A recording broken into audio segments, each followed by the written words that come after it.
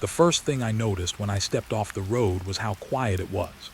Not the usual quiet you expect when the city fades behind you, with the soft hum of distant traffic or the occasional crow. No, this was a different kind of silence. It pressed against my ears, thick and slow, as if the forest itself had swallowed every sound before it even reached me. My boots sank slightly into the soft dirt of the hidden trail, and I felt an instinctive weight on my chest. Something was watching, or maybe something had been waiting. The trees here were older than anything I'd seen near home, towering pines with trunks wide enough to hide a person behind, their needles forming a dense ceiling that blocked the sun in patches. Shafts of light fell in strange, jagged patterns onto the forest floor. I kept thinking I saw movement in those patches, shadows that weren't quite my own, but when I blinked, they were gone. The cabin appeared almost suddenly, a small structure tucked between two leaning pines like it had grown there naturally. Its shingles were gray with age, the wood dark and rough, streaked with moss. There was a thin line of smoke curling lazily from the stone chimney, though no one was in sight. That smell, faint smoke mixed with damp wood and something else, something like old earth and forgotten things, reached me before I even got close. I hesitated at the door. The lock was rusty but gave easily under my hand. Inside, the air was cooler, smelling of pine, dust, and something faintly metallic that made my stomach twist. The cabin was simple, a main room with a fireplace, a small kitchen in one corner, and stairs leading up to what must have been a loft. Cobwebs hung in corners like thin curtains, catching the light in strands so delicate I almost didn't see them until I brushed against one. I set my bag down and took a slow breath. The floorboards groaned under my weight, each creak loud in the quiet. I walked to the window and looked out. The forest stretched endlessly, trees bending slightly as the wind passed through. But there was something else, something in the shadows between the trunks, a shift that didn't belong to the wind. I shook my head, telling myself I was imagining it. Old cabins always make people see things. Still, the feeling didn't leave. Every step I took across the floor seemed heavier than the last, and every sound, my own breathing, the distant tapping of a branch against the cabin's roof, echoed as if amplified. I decided to explore the main room more carefully. The fireplace was cold, filled with old ashes, though there were footprints in the dust leading from it to the door. I bent closer, brushing some away, and noticed the prints didn't match mine. Small, narrow, almost delicate, yet pressed firmly into the dust as though someone, or something, had been walking there recently. I straightened up quickly, my pulse tightening. No one was here. It had to be old prints left by some previous visitor. But the air felt different suddenly, like it had thickened. I moved toward the kitchen, the wooden floor cool under my fingers as I traced the edge of the counter. A cup still sat on it, half covered in gray dust, but something about it caught my eye. It wasn't just dust. There were small marks, scratches, almost like letters, but smeared, illegible. I felt a shiver run down my spine and forced myself to breathe slowly, to remind myself I was alone. Yet the shadows in the corners seemed to shift when I glanced at them, not with the movement of wind, not with the tilt of my head, but as if the darkness itself was stretching, reaching, observing. I had seen abandoned places before. I knew that imagination could turn anything into a threat, and yet I couldn't shake the feeling that this cabin had been waiting. Upstairs, the loft creaked under each step. The wooden beams overhead were old and dark, thick with age. A small window faced the clearing, and as I approached, I noticed scratches along the sill, deep enough to see the raw wood beneath. They looked recent. I pressed my fingers against them, tracing the lines, and felt an odd warmth, like the cabin remembered something or someone. I stepped back abruptly. That warmth shouldn't have been there. I moved to the corner where an old trunk sat, half buried in shadow. Dust rose in small clouds as I opened it. Inside were blankets, yellowed and brittle, a few scattered papers, and a photograph. The photo was of the cabin itself, decades ago perhaps, though the trees were smaller then, younger, and there was a figure standing in the doorway. A man, tall and thin, with his face mostly in shadow. His posture was rigid, almost deliberate, and even though I could not see his expression clearly, the feeling I got from him was sharp. He was waiting for someone, For me, maybe. I placed the photo down gently. The floor beneath me groaned. I froze, listening. Footsteps. No, the house settled. Still, there was a sound I couldn't place, low, almost like a whisper carried on the walls. I turned sharply, expecting to see someone, but nothing. Just the loft, the small window, the dust motes dancing in the last light of day. Descending back into the main room, I felt my throat tighten. The silence outside had deepened. The wind no longer moved the trees. The forest seemed to be holding its breath.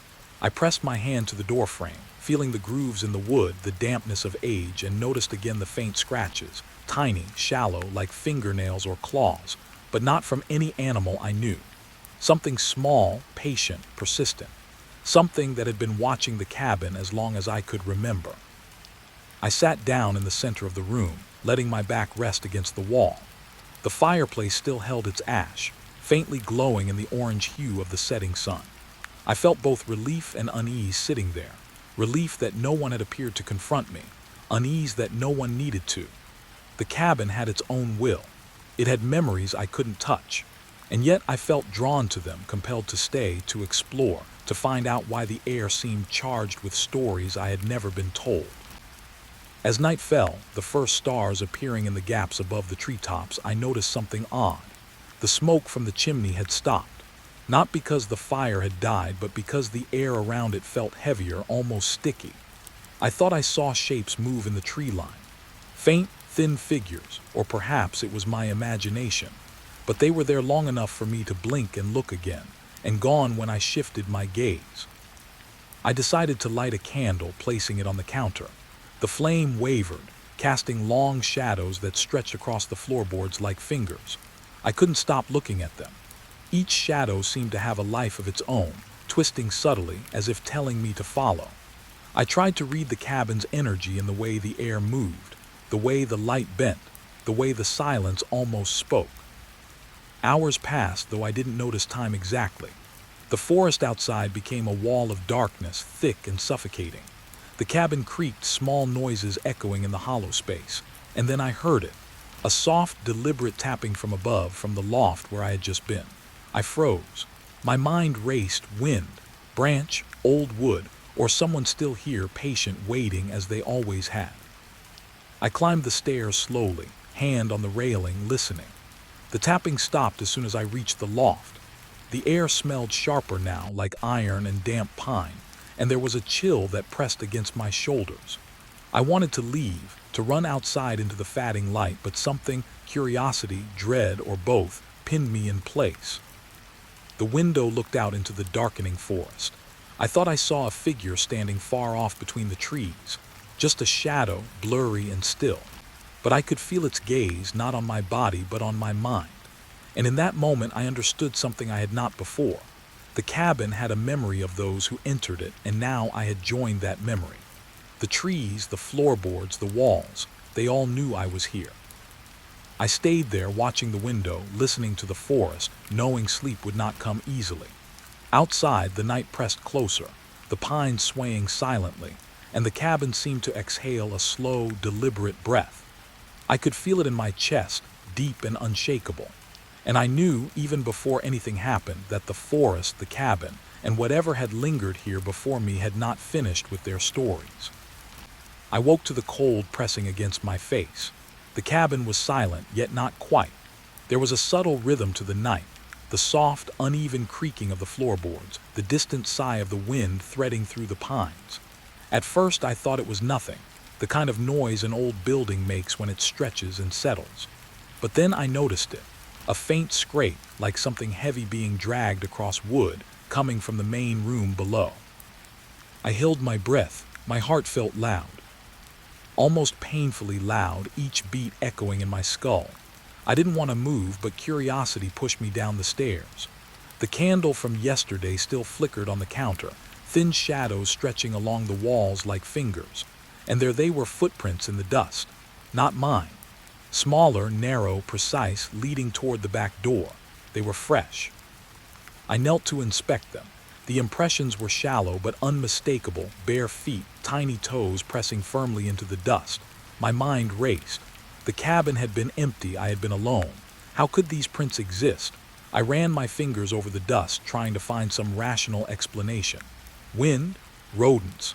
My hand passed over them, and for a split second I thought I felt warmth, like the traces were still alive. The night deepened, and with it, the shadows seemed to pulse.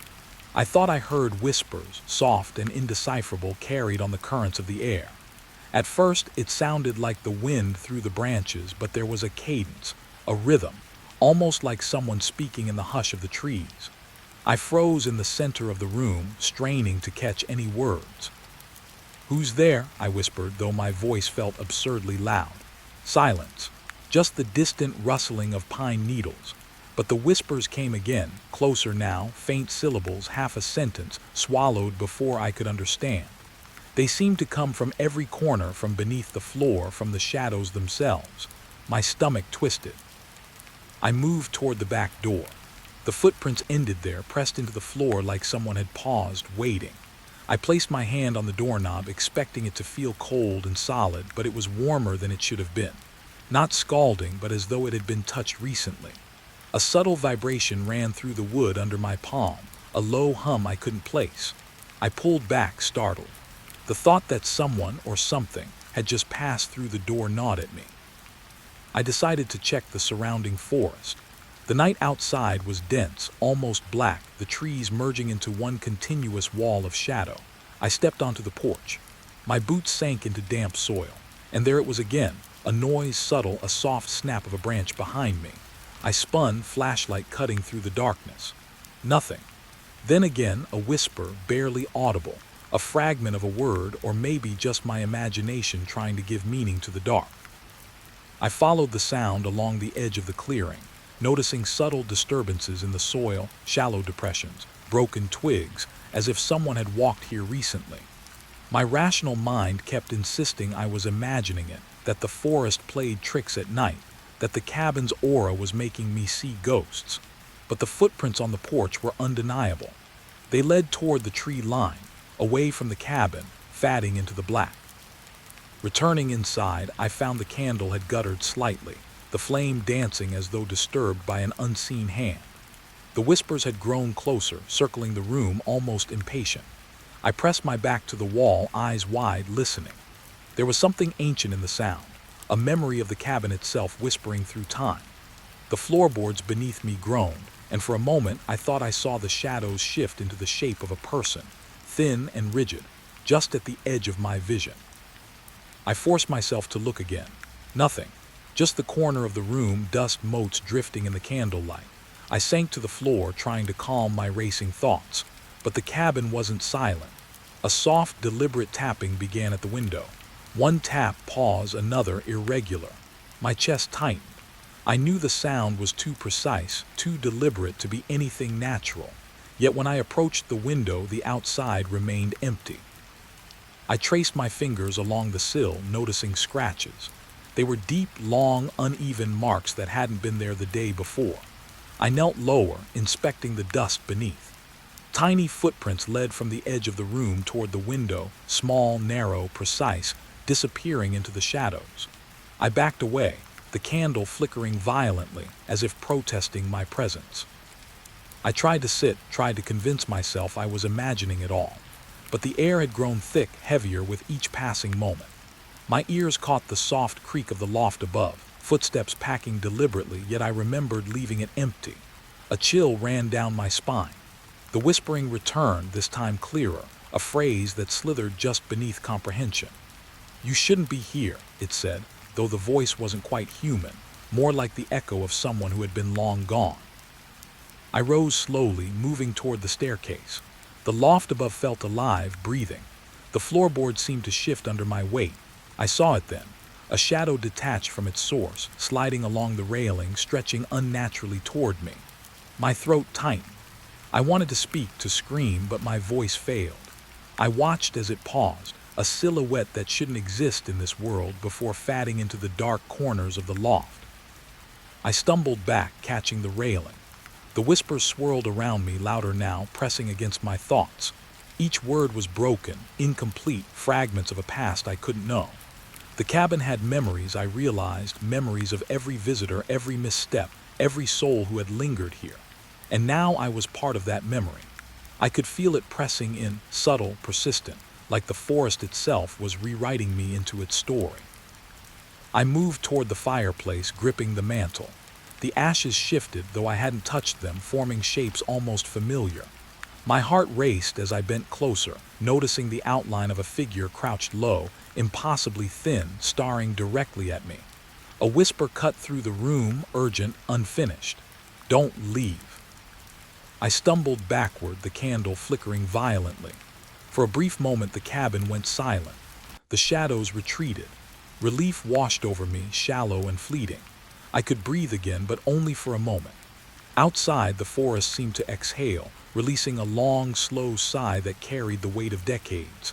And in that sigh, I thought I heard faint laughter, soft, deliberate, and utterly wrong. I sat on the floor, trying to steady myself. My mind replayed the footprints, the scratches, the whispers, the shadow in the loft. Everything was connected, every sound and shape part of the cabin's echoing memory. It wasn't trying to scare me.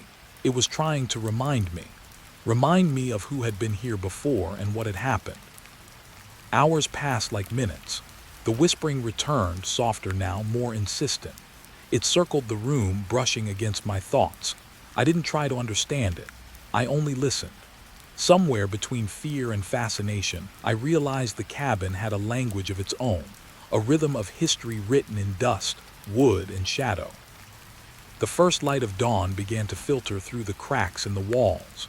The whispers faded, the shadows receded, but the footprints remained, small, narrow, precise, leading from the loft to the main room as if someone, or something, had been walking right behind me all night. I stepped outside, the cold air burning my lungs.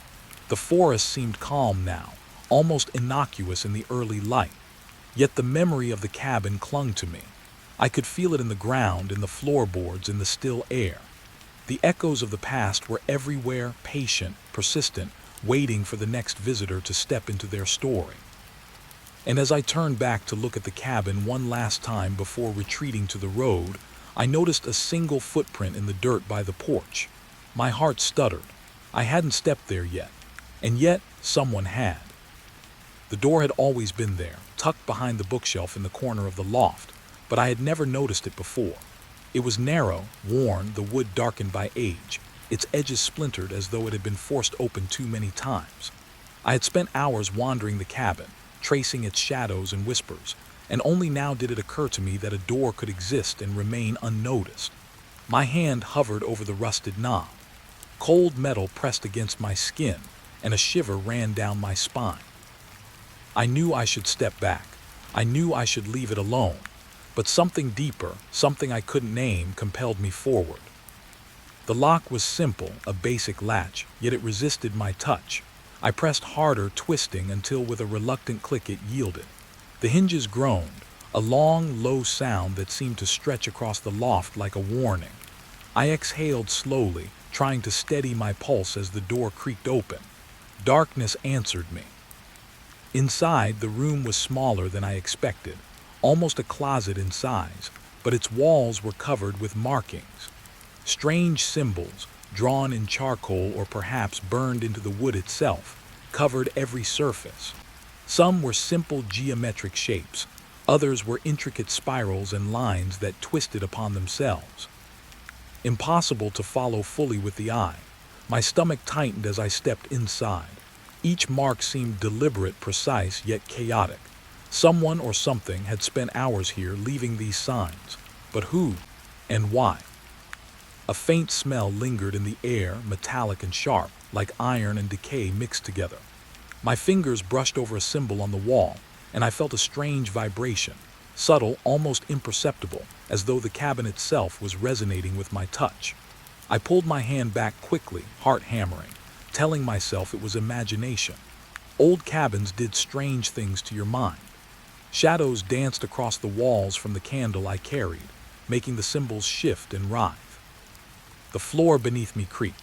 I knelt to inspect it and saw that it was scratched with more marks, shallow lines etched deep into the wood. Footprints, small and narrow, led to the corner where a trunk sat, hidden from casual view. I moved toward it slowly, my breath catching with each step. Dust rose from its edges, floating like tiny ghosts in the candlelight. The trunk had no visible lock, yet it felt sealed, as though its contents themselves resisted exposure. I lifted the lid. Inside were papers, old and brittle, stacked neatly. Each was filled with more symbols, drawings, and cryptic notes in a handwriting that felt familiar and alien at once. One page in particular caught my eye. The ink had faded, but the words were legible enough. "Those who enter must leave a part behind. The house remembers." My heart skipped. I read it again, aloud this time, testing the sound in the air. The words echoed oddly, soft, distant, like the cabin itself had absorbed them and returned them warped. I stepped back, shaking my head. It was impossible. A note from a previous occupant, perhaps. Yet the message carried a weight, an insistence that pressed against my chest. I turned to leave the room, but the door refused to budge. The knob spun in my hand, unresponsive. Panic rose, sharp and cold. I stepped back, fumbling for the candle, trying to see beyond the door, but the darkness behind it seemed thicker than it should be, almost liquid in its density. Then I heard it, a whisper, so soft it might have been the wind, but with a deliberate cadence. "Stay, stay." It was coming from within the room. I pressed my ear to the door, trying to listen, trying to make sense of it. The symbols on the walls seemed to pulse, faintly glowing, or maybe it was my imagination. My mind spun, trying to rationalize. Perhaps it was the cabin playing tricks on me, feeding my fear with shadows and creaks. Perhaps it was just old wood contracting in the cold night air. I forced myself to calm down, taking slow, steady breaths. The fear was sharp, but I needed to see clearly. I examined the floor again, noticing that the scratches didn't just form patterns. They formed a map of sorts, a layout that resembled the cabin itself. Lines from the trunk extended toward the door, intersecting at the center. It was as if the room was pointing me somewhere, guiding me, warning me. My fingers traced the lines, and I felt a faint pulse beneath the wood, almost like a heartbeat. I stepped back again, letting my eyes adjust. That's when I saw the corner. A shadow had gathered there, darker than the rest, almost solid, yet moving subtly, shifting as though alive. I froze. It didn't approach, not yet, but it waited patient. The whispers grew louder, overlapping, a chorus of voices, some male, some female, none fully human. Each syllable seemed familiar, as if they remembered things I had not. My stomach churned. The room had memories, histories I could not comprehend. And now I was part of them. I looked back at the trunk. One paper had slipped from the stack, lying open as though inviting me. I bent down, seeing sketches of a figure, thin and crouched, its features obscured. Around it, symbols spiraled in chaotic patterns, converging toward the center. A notation in the margin read, "The one who watches becomes watched." My pulse quickened. I could feel the weight of the cabin pressing in, the air thick with anticipation. It was as if the walls themselves were alive, breathing slowly, deliberately, measuring me. A sudden creak made me whirl around. The door moved slightly, a hairline gap revealing darkness beyond. The whispering surged, urgent now. "Do not leave, do not leave." My fingers tightened on the candle. I wanted to run, to escape the suffocating air, but something, curiosity, dread, or obsession, kept me rooted. I needed to see it fully, to understand what this hidden room meant, why it existed. I explored further, following the scratches across the floor to a corner. There I discovered a small trapdoor, almost invisible beneath the dust. My hand brushed over it, and it shifted under my touch, revealing a narrow crawlspace descending into blackness. A rush of cold air spilled out, carrying with it the faint smell of earth and decay, a scent I had smelled before, long ago, in a different place I could not name. My heart raced. Was this the source of the whispers, the origin of the symbols? I knelt and peered into the crawlspace. The darkness seemed thicker than it should have been, absorbing the candlelight, leaving only a faint shimmer at the far end. I could not see the bottom, could not gauge the distance, yet I felt a pull, a magnetic tug drawing me in. The whispers were louder now, urgent but unintelligible, a language I could almost understand if I dared. "Come, come closer." I forced myself to stand, trembling. I had to rationalize. Old cabins have basements, crawl spaces, dusty corners with old papers. That was all this was, nothing more. And yet the symbols, the pulse under the floor, the weight in the air, it all contradicted reason. My rational mind fought, trying to insist I step back, close the door, and leave the cabin forever. But my body moved forward, inching closer to the trapdoor, compelled by something beyond logic. A sudden flash of movement caught my eye. The shadows on the walls stretched, coiling, forming shapes. A figure crouched low, its head tilted unnaturally, observing me. Not human and yet eerily familiar. I stepped back, tripping over the edge of the trunk. The candle flickered violently, casting long, distorted shadows that made the figure seem closer, almost reaching for me. The whispers swelled, overlapping, unintelligible yet threatening, urgent. I regained control, taking slow breaths, trying to anchor myself. The figure didn't move, but the sense of being watched intensified. My eyes flicked back to the walls, the markings, and the scratches. They were moving subtly, shifting just enough to make me doubt my senses. I felt a strange connection, as if the room itself was alive, communicating in symbols and shadows, revealing secrets I wasn't meant to grasp fully. Minutes or hours passed, I don't know. Time had become meaningless. I traced my fingers over the symbols again, memorizing them, feeling their pulse, their rhythm. And then I noticed something new, tiny footprints, barely visible, leading from the trapdoor to the far wall. They were fresh. Someone or something had been here recently. My chest tightened. I was not alone. I had never been alone. I stepped back, finally, the door resisting my movement as if it wanted to hold me inside. The whispers softened, fading into distant murmurs. I exhaled, hands shaking, the candle guttering. I pressed my back against the wall, letting the floorboards hold my weight. The symbols glimmered faintly, almost imperceptibly, and the shadow in the corner remained, crouched, silent, patient. I left the room at last, stepping back into the loft. The air outside the locked room felt lighter, though still thick with history. I tried to make sense of it all, tried to rationalize, but the room had left a mark on me. Not visible, not physical, but something deeper, inside my chest, in my thoughts, in the way I could still feel the whispers echoing when the cabin fell silent. And as I settled by the window, watching the forest sway in the dying light, I realized one thing. The room wasn't just hidden, it was waiting. Waiting for someone to find it, to witness it, to become part of its memory. And now I had. Darkness came faster than I expected. One moment the sun had been low, spilling gold across the treetops, and the next it was gone, swallowed by the dense canopy above. The forest shifted with it. Shadows stretched unnaturally, bending and twisting like living things. The air grew heavy, damp, and fragrant with pine, but also something darker, earth, decay, and something faintly metallic that made my stomach turn. I sat by the window, my back pressed against the wall, trying to watch the fading light. The cabin had gone silent, or so I thought. Then I heard it, a soft rustling from beyond the clearing. Not wind, something deliberate moving through the undergrowth. I froze, pulse quickening. The pines swayed gently. But the sound was steady, irregular. Branches cracked faintly under weight. Footsteps. I dared not look. My imagination, I told myself. Yet I could feel it, the forest watching. Every tree seemed alive, bending slightly as if to peek around its neighbor.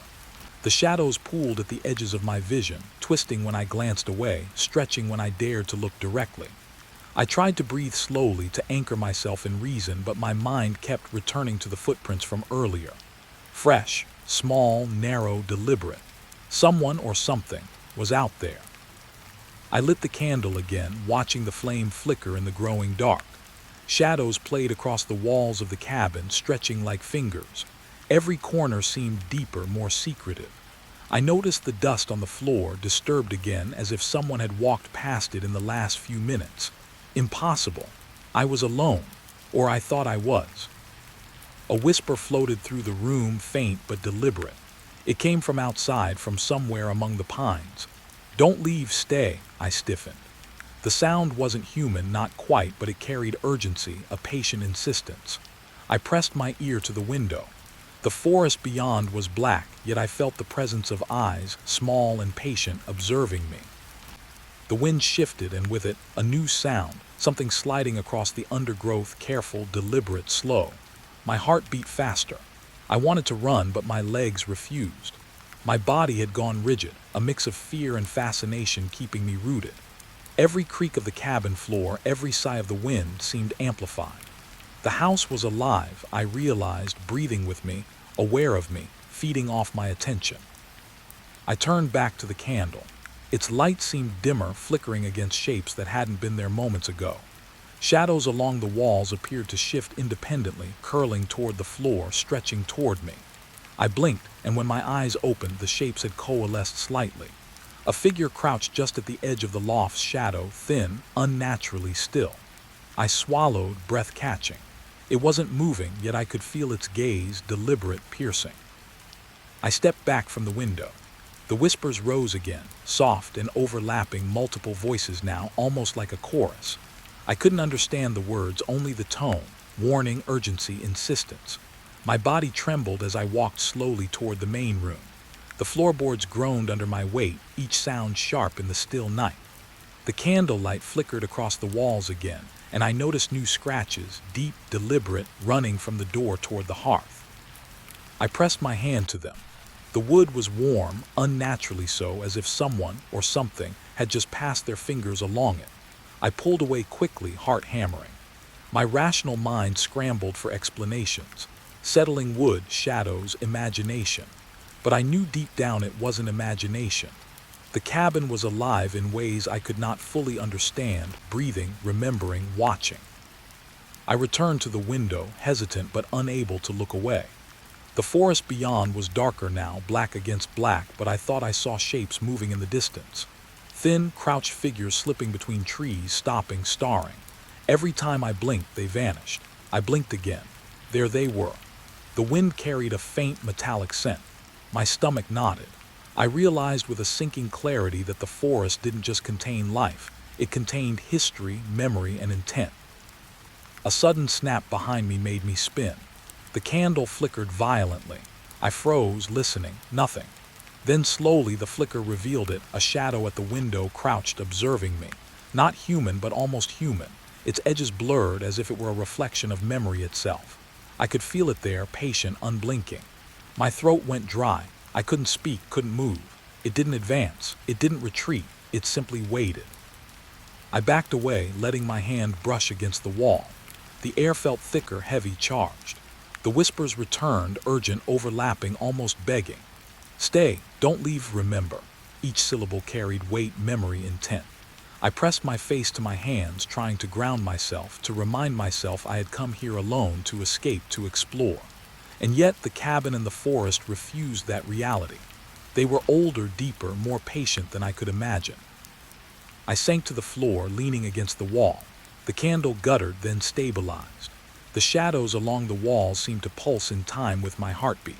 I tried to trace their movement, to understand them, but the shapes shifted too quickly, folding into themselves, retreating, merging with darkness. My rational mind wanted to catalog them, to measure, to label. But it was impossible. The forest had its own rules. The cabin had its own memory, and I was now part of both. Time passed, though I couldn't tell how long. The whispers faded, softer now, almost conversational, intimate in their menace. I could hear faint movement in the loft, subtle, deliberate, like careful packing. The forest outside sighed, a slow exhale that carried faint shapes, distant laughter, or maybe it was my imagination. The candle flickered again, casting shadows that seemed to bend toward the floor, toward me, and I understood fully. I was being watched, always watched. I stood slowly, letting my hands glide along the wall for stability. The cabin was patient, the shadows patient, the forest patient. They had endured countless nights, seen countless visitors, and waited for me in the same way. Each rustle, each whisper, each shadowed figure at the edge of my vision was a fragment of their memory, a reminder that I was never alone here. The window called to me, the figure still crouched there, still watching. I stepped closer, trembling. I could see its outline clearly now, thin and distorted, edges blurred. Not human, yet familiar, like a reflection of someone I might have known long ago, or someone the cabin remembered.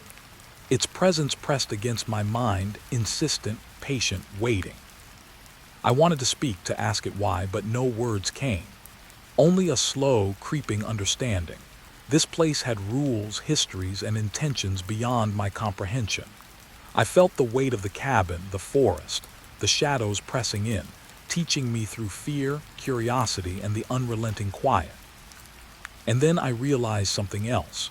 The footprints, the scratches, the whispers, they were all part of a pattern, a memory the cabin kept alive. Not everyone who entered left. Not everyone left intact. And perhaps I was meant to remember, meant to witness, meant to become part of the forest's history in ways I could not yet see. The candle flickered one last time, and the figure at the window remained, still crouched, waiting. I could not see its face, but I could feel its attention, deliberate, silent, unblinking. And in that moment I understood. The cabin, the forest, and the shadows outside were not just alive. They were aware. And I was their newest witness. I backed away slowly, letting the candle light my path back toward the center of the room. The whispers faded into distant murmurs, leaving only the echo of memory and the presence of the unseen.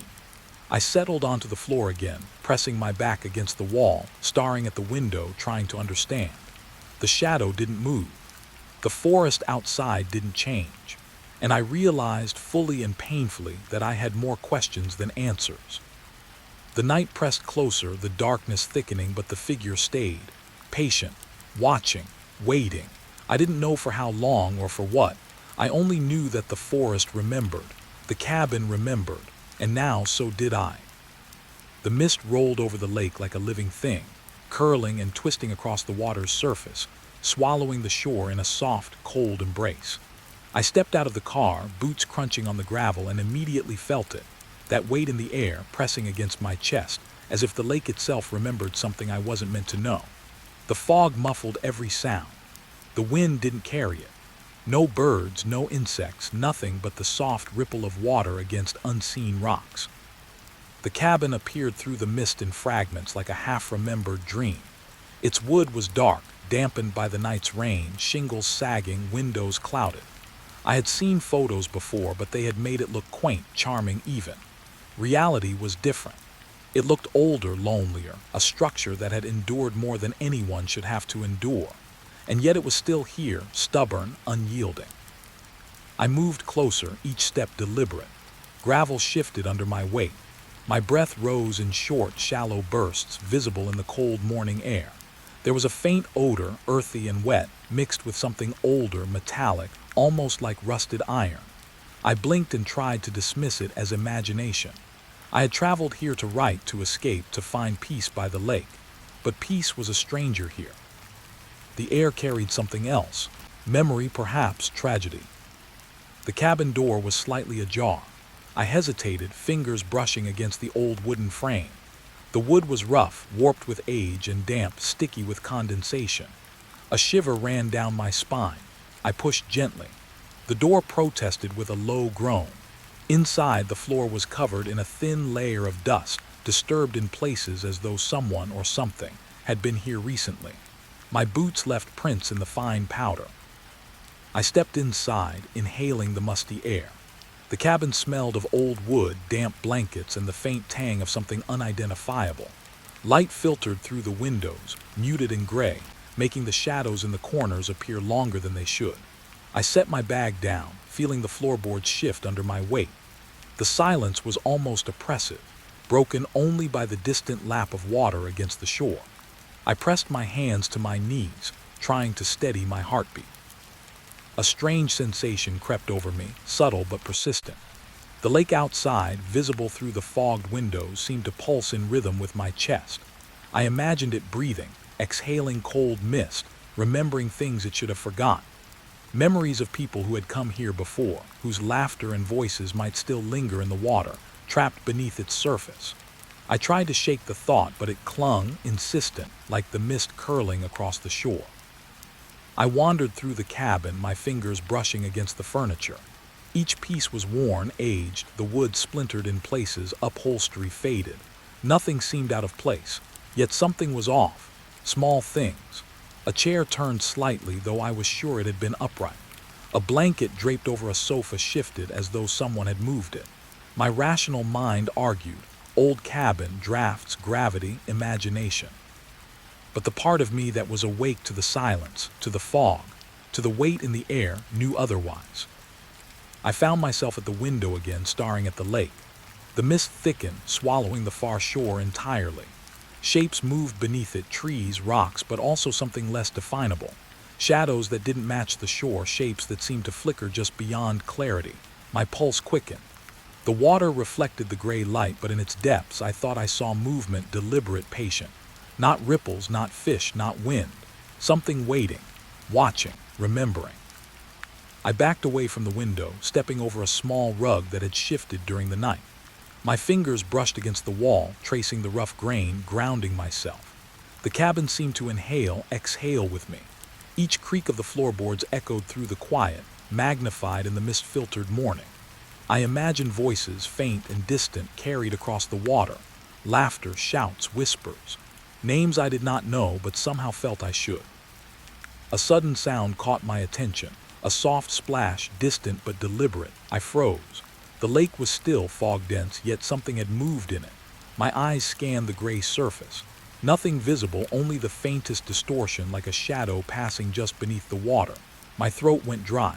I wanted to tell myself it was nothing, a fish, a branch, my mind playing tricks. But the sensation persisted. The lake remembered. And now so did I. I explored further inside, moving carefully from room to room. Each corner of the cabin carried a different weight. The kitchen smelled faintly of old grease, of wood smoke long extinguished. Plates stacked unevenly, coated in dust. Drawers pulled open with ease, though I had not touched them.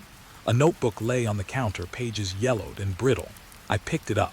Scribbled words, hurried and uneven, mostly illegible. But one phrase caught my eye. Do not trust the water's memory. I dropped the notebook, heart hammering. Words on a page could not scare me, could they? Yet the room seemed to contract, the shadows bending closer, whispering. I realized I was not just observing the cabin, I was participating in it. The air itself seemed alive, charged with unseen intent. Every breath I took felt heavier, as though inhaling something old and patient. Stepping back toward the main room, I noticed the fireplace.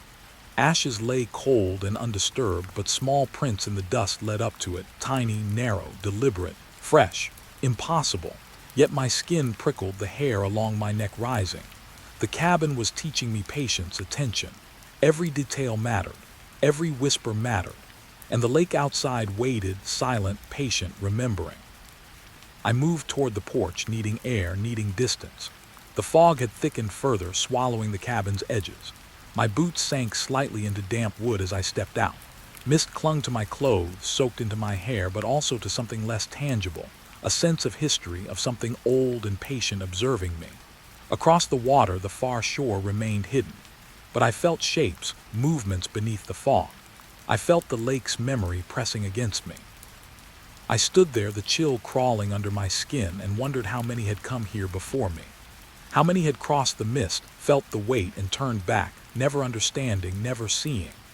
I imagined the stories the lake could tell, names, faces, laughter, grief, all trapped in the fog, swirling in the cold morning air, waiting for someone to notice, someone to remember. The sun tried to break through, pale and weak, but it could not pierce the thick mist. The lake remained gray, a mirror of the sky, swallowing the shore, swallowing the cabin, swallowing the edges of the world. And in its depths I thought I glimpsed movement again. A shadow, low, deliberate, fading as soon as I focused. I wanted to blink, to rub my eyes, to convince myself it wasn't real. But I knew it was. The lake remembered, and I had arrived too late to be a stranger. I went back inside, closing the door slowly, feeling the cabin exhale behind me. Every step across the floorboards echoed. Dust rose, settling again, disturbed by my presence. The air was thicker, charged, alive. I realized I could not leave, not yet. The lake would not let me. It had a memory, and I was now part of it. Every sound, every shadow, every ripple in the mist was a story waiting to unfold. I settled in the main room, staring at the fog outside, listening to the soft lapping of water against unseen rocks. The cabin remained quiet, patient. The mist rolled over the lake, curling and twisting as if alive. I could feel it pressing in, not threatening but insistent. Something would come. Something was always there, hidden beneath the gray surface, waiting for eyes to notice, for memory to awaken. And I knew, with a chill that settled in my bones, that I had arrived at more than a cabin by a lake. I had arrived at a place that remembered all who had come before. And now, it remembered me. I found them tucked beneath the loose floorboard in the corner of the cabin. I hadn't been searching, at least not consciously, but something in the room, the way the morning mist filtered through the windows, the way the light pooled unevenly across the floor, made me notice the uneven wood. My fingers pried the board loose, revealing a small bundle tied with a fraying ribbon, yellowed with age. My pulse quickened. I had no idea what I would find. The letters smelled of damp paper and mildew, faintly metallic, as if the lake itself had touched them. I untied the ribbon slowly, careful not to tear the brittle pages. The handwriting was tight, elegant, but hurried, each letter pressed with intention, as though the writer had needed to get the words out before being interrupted. My eyes scanned the first page. The words didn't make immediate sense, but the tone was urgent, anxious. "They take them in the fog," it read. "No one comes back and no one listens." A shiver ran through me. The words felt alive, carrying weight beyond paper and ink. I glanced at the window. The lake lay still, mist curling over its surface. I half expected it to respond, to acknowledge the letter's claim. It didn't, of course, but the sensation of being watched was there again, subtle, pressing. I shook my head, tried to rationalize. Someone had been here decades ago. Yes, maybe even someone who lived near the lake, but nothing supernatural. Yet the sentences carried urgency, beyond human anxiety. I opened another letter. It was shorter, but the message cut sharper. "If you read this, beware the currents. They remember, they take more than bodies." I held it closer, feeling the dampness seep through my fingers. My mind struggled with the phrasing. Currents don't remember. Water doesn't take. It flows, it laps, it ripples. Yet a small part of me, the part awake to the cabin, to the fog, to the weight pressing in, felt the lie and the truth mingling. There was memory here. There was something beyond comprehension. I sank to the floor, letters in my lap, reading each one slowly. Names appeared, people who had disappeared, families who had grieved, travelers who had vanished near the lake. The handwriting changed with each letter, suggesting multiple authors, yet the fear threaded through them all. A common terror, a shared knowledge of something hidden in the water, something patient and deliberate. My stomach churned. The lake had always seemed quiet, beautiful. Now it felt like a library of lost voices. A noise outside drew my attention. I looked toward the window. The mist rolled like smoke, hiding the shoreline. My mind conjured shapes, shadowy figures moving between trees, glimpses of movement just beyond visibility. I shook my head, forcing myself to focus on the letters. Rationality demanded that the world outside was ordinary, but every instinct screamed otherwise. I felt the pull of something buried, unseen, waiting to be noticed. I read the next letter. Its edges were torn, words smudged with time, but the message was clear. "Do not linger near the docks. They come with the fog, patient, unseen. They take memories before bodies." I set the letter down, trembling. Memories before bodies. What could that mean? I had felt memory pressing through the cabin, through the fog, through my own mind. Was it coincidence, or was the lake itself remembering, selecting, keeping? I heard another splash, faint, deliberate, beyond the veil of fog. My fingers gripped the letters tighter. The mist outside seemed to thicken, curling like fingers around the cabin.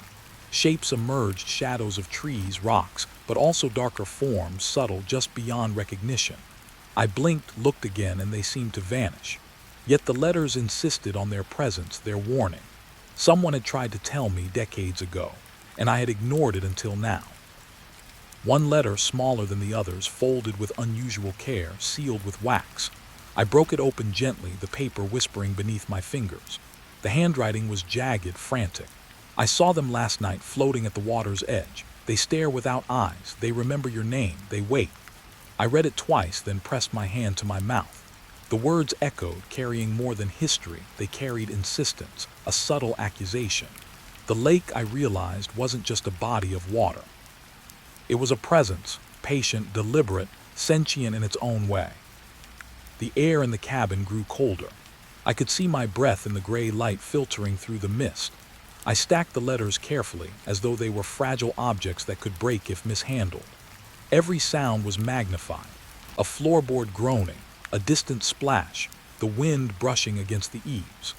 The fog outside pressed in closer, thicker now, and I had the sense that the letters had drawn it in, or perhaps it had been waiting for someone to read them. I found myself packing, unable to stay seated. The words were heavy, their weight physical as much as emotional.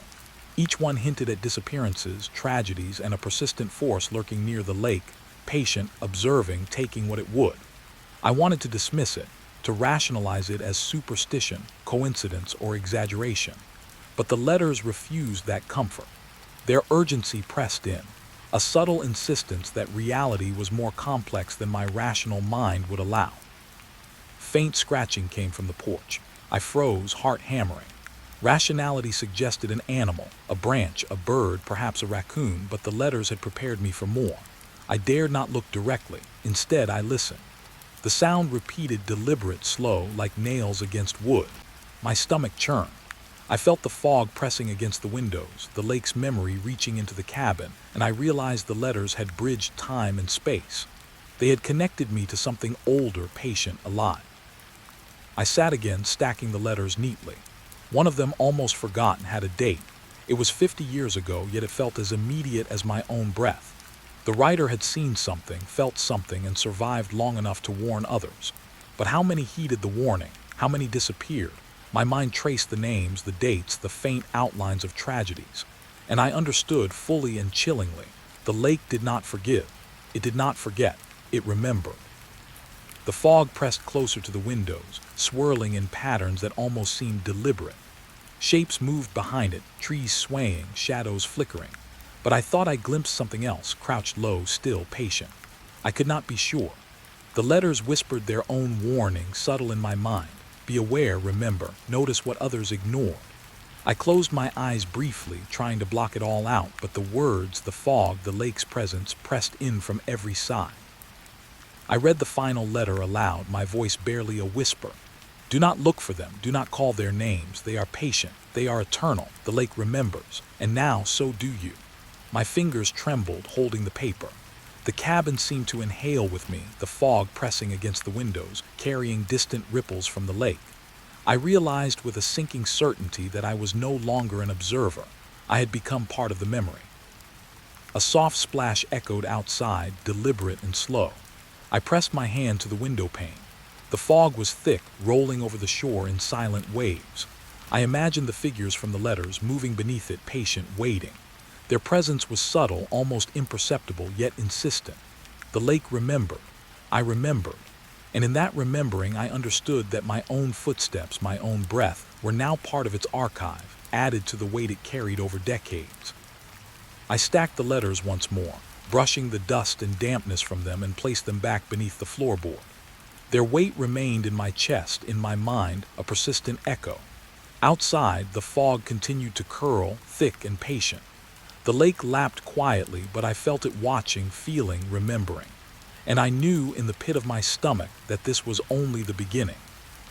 The cabin was quiet, the mist unbroken, yet I could not shake the sensation that I was being observed, not just by the lake, not just by the cabin, but by something older, patient, deliberate.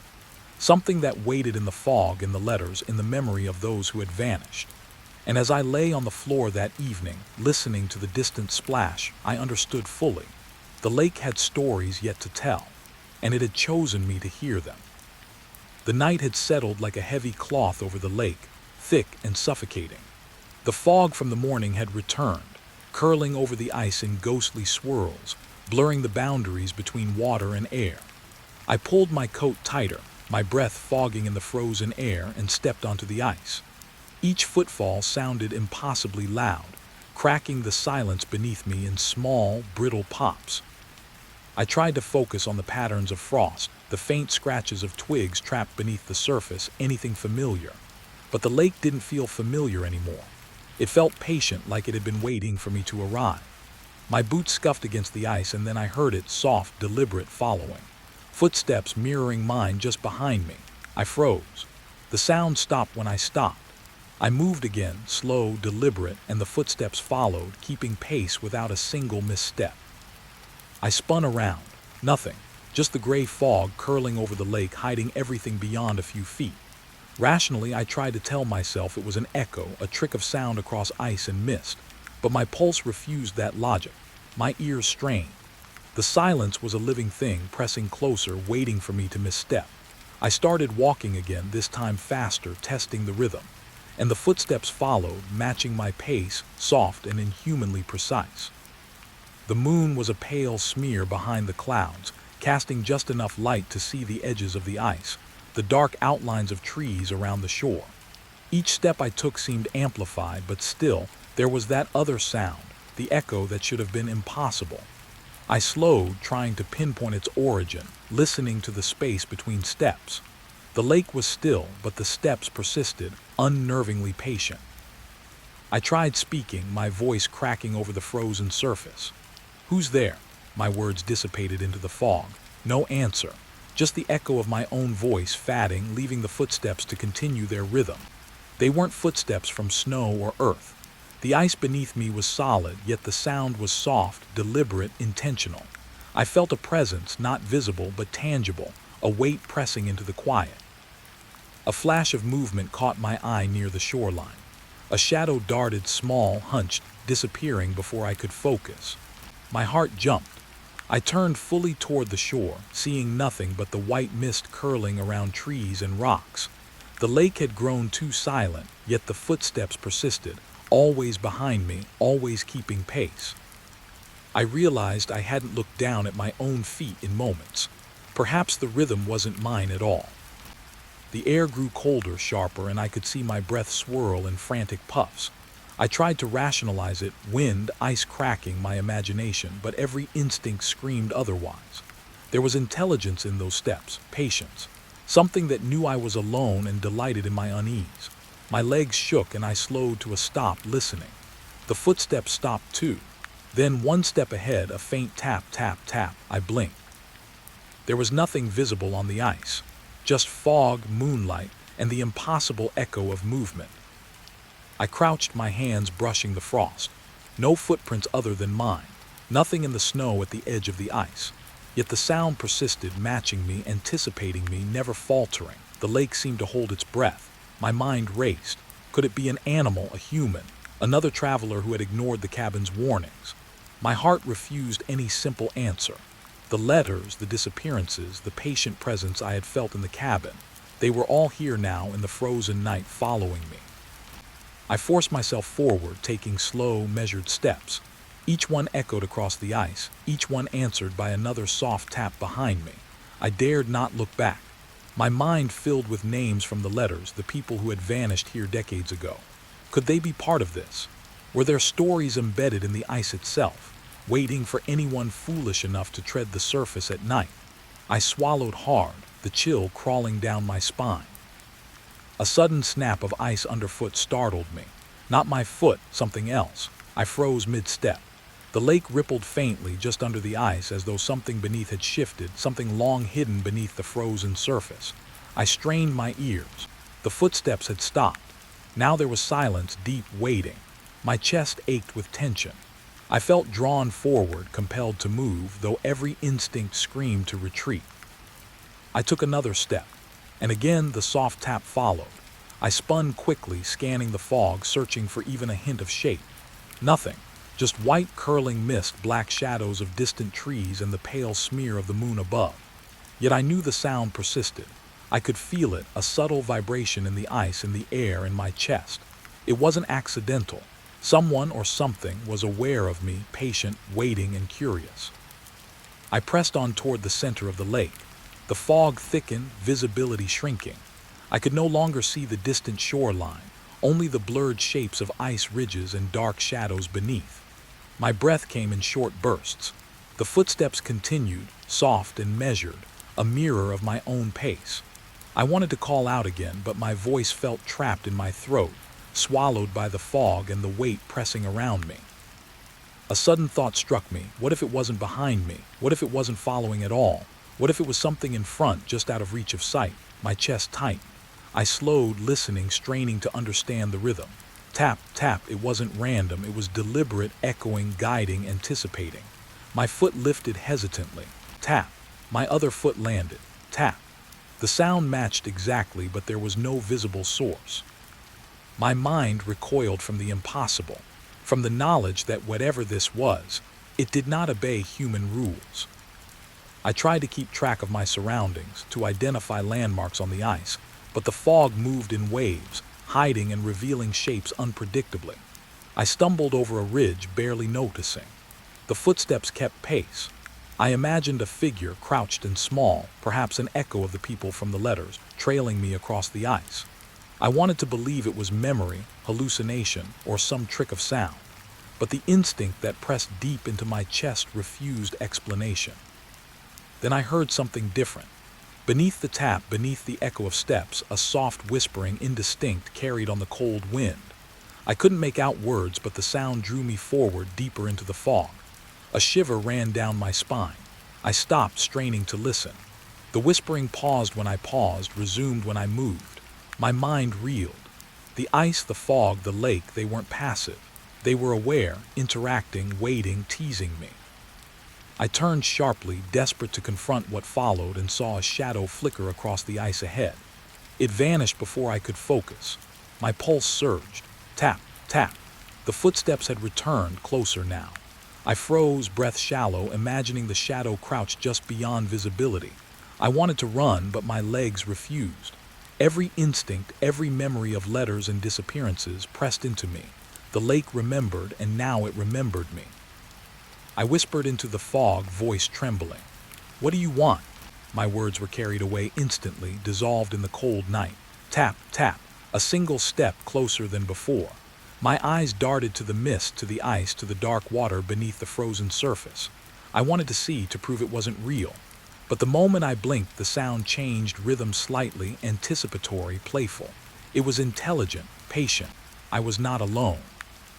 I took a deep breath, forcing my feet forward despite the pounding in my chest. The fog swirled around me, thickening. I felt the cold bite deeper, the ice beneath resonating faintly with each step. Tap, tap, tap. I dared not glance over my shoulder. Each step forward was answered immediately. I realized then that I had no control here. The lake dictated the rhythm, the fog dictated my path, and I was just a player, following the rules of something older, larger, unseen. I reached the center of the lake. The fog was almost impenetrable. The ice groaned faintly beneath me, subtle vibrations against the soles of my boots. Tap, tap. A whisper brushed my ear, so faint I couldn't make out the words. I froze completely. The footsteps ceased. Silence descended, thick and suffocating, wrapping around me. I felt observed from every direction, the fog pressing close, the lake beneath me holding secrets I could neither understand nor resist. A final tap echoed, sharp and deliberate, and I understood with chilling clarity that I was being marked. Not harmed, not yet, but noted, remembered. The ice, the fog, the lake itself had recorded my passage, acknowledged me as part of its long memory. And then, almost impossibly, a shadow flickered across the mist, distant, fleeting, and I knew that this was far from over. The lake waited. I waited. The fog swirled, patient and eternal, and I realized I had crossed into a space where time and fear merged, where footsteps were no longer simple sound, where memory and presence intertwined. I had ventured across ice into something alive, something patient. And as I turned toward the distant shore, heartbeat echoing in my ears, I understood. It had followed me all the way. The lake had shifted overnight. Where I had walked confidently hours before, the shoreline now seemed to retreat, swallowed by thick, rolling fog that clung to the water like wet cloth. I stood at the edge, boots half submerged in icy mist, and tried to convince myself it was only my imagination, a trick of the early morning light, or the lack of it. But the fog moved differently tonight, deliberate, almost intelligent. It shifted in layers, curling over the surface in waves that seemed to hide and reveal shapes too faint for my eyes to hold. I took a cautious step forward. The ice beneath my feet groaned softly, protesting the intrusion, but that was nothing compared to the feeling pressing against my chest. The sense that the lake remembered every person who had ever dared cross it, every disappearance, every whispered warning. I had read the letters, studied the old newspaper clippings I found in the cabin, yet nothing could have prepared me for this. The fog was no longer just mist. It was a presence, a slow-moving entity stretching across the shoreline, waiting. A flicker of movement caught my eye. At first I thought it was a trick of light on the water, the moon struggling behind the heavy clouds. Then the figure resolved, a silhouette barely visible emerging from the white haze. I froze, heart hammering. My rational mind told me it could be a tree, a rock, anything. But the way it moved, it glided, unnaturally smooth, leaving no trace in the fog, no ripple on the water, nothing. I took a step closer, and it receded, keeping the same distance, never getting clearer, never fully defined. The ice creaked beneath me, sharp pops echoing in the mist. My breath came in shallow clouds. I wanted to call out to test if it was real, but my voice caught in my throat. Whatever it wasn't seeking attention, it was observing, waiting. And with every step I took, the fog seemed to thicken, the shoreline dissolving further into white nothingness. My feet had nowhere familiar to anchor to. I could no longer see the trees where I had parked my car, no cabin. Nothing but undulating fog. I crouched, pressing my hands against the ice, feeling for cracks, anything solid, anything reliable. The surface was unbroken, smooth as glass, yet I could sense pressure beneath it, something unseen, shifting, moving in time with the fog. It was impossible, absurd, yet undeniable. The letters I had found, all speaking of people vanishing, now made sense in a way I had resisted admitting. They didn't vanish into thin air. They were drawn into this, into the fog, into the lake's memory, becoming part of the silence. A whisper of movement brushed past the corner of my vision. I turned quickly, and for a moment 2 more figures appeared, faint shapes gliding through the mist toward me, then dissolving before I could focus. My pulse spiked. I stepped back instinctively, and the ice beneath me groaned long, low, like a warning. The figures didn't pursue, didn't interact. They existed in the boundary between fog and reality, teasing perception, hinting at what I couldn't yet comprehend. I tried to name the feeling in my chest, the one that made my skin crawl and my stomach knot. It wasn't just fear, it was recognition. The lake knew. It had always known. Every disappearance, every tale of people walking too far onto the ice, every story written and forgotten was a thread connecting to this very moment. And now I was part of it, tethered by uncertainty and presence, unable to turn away. The fog shifted again, and this time it rolled over me, curling like cold fingers around my legs. I shivered, drawing my coat tighter, but it did nothing to stop the sensation of being watched. I could hear it in the faint hum of the air, in the subtle vibration beneath my boots, in the echo of my own heartbeat. I wanted to move, to run toward the cabin, toward anything familiar, but the fog had swallowed it. My world had reduced to white nothingness, the shoreline erased, and the lake an infinite, frozen expanse. I thought I saw the figures again, closer now, at the edge of the fog. They weren't fully human, or at least they didn't move like humans. Their forms were stretched, elongated, flickering in and out as if caught between moments between solid and vapor. I held my breath, frozen, my mind racing for explanations. Reflections in the ice, tricks of moonlight, exhaustion, but none made sense. Something was here. Something was aware. Something that had been waiting decades for someone to arrive and see. The whispering started then, soft, unintelligible, weaving through the mist like threads of cold wind. I turned in circles, trying to locate the source. It didn't come from any one direction. It came from everywhere, the fog itself speaking in sibilant tones. My head spun. I staggered, gripping the edge of a submerged ridge beneath the ice, and realized with a sudden, chilling clarity that the fog wasn't just around me. It was inside me, pressing into my ears, my chest, my thoughts. Every step I had taken on the frozen lake had led me here, and the lake, the fog, had been waiting for this. I whispered a question barely audible. "Are you real?" The fog answered with nothing, yet the figures shifted, circling, moving just beyond focus, as if teasing the edges of my vision. My heart pounded in my ears. I wanted to run, to retreat to solid ground, but the shoreline had vanished entirely. There was no escape. The fog and ice had become a single entity, and I was trapped in its memory, its attention, its waiting. And then one figure slowed, drifted closer than the others. I could almost make out its shape now, a tall, thin silhouette, head cocked unnaturally, observing. It didn't speak. It didn't move quickly. It simply existed, a presence in the fog that contradicted every law of nature I knew. I wanted to blink, to step forward, to prove it wasn't real. I wanted to rationalize it. But every instinct told me that rationalization was gone. Logic had no place here. Only the fog, the ice, and the patient, waiting figures. I stepped back instinctively, ice cracking faintly beneath me. The figure mirrored the movement, keeping the same distance, as if bound by the same rhythm I was. A cold shiver ran down my spine.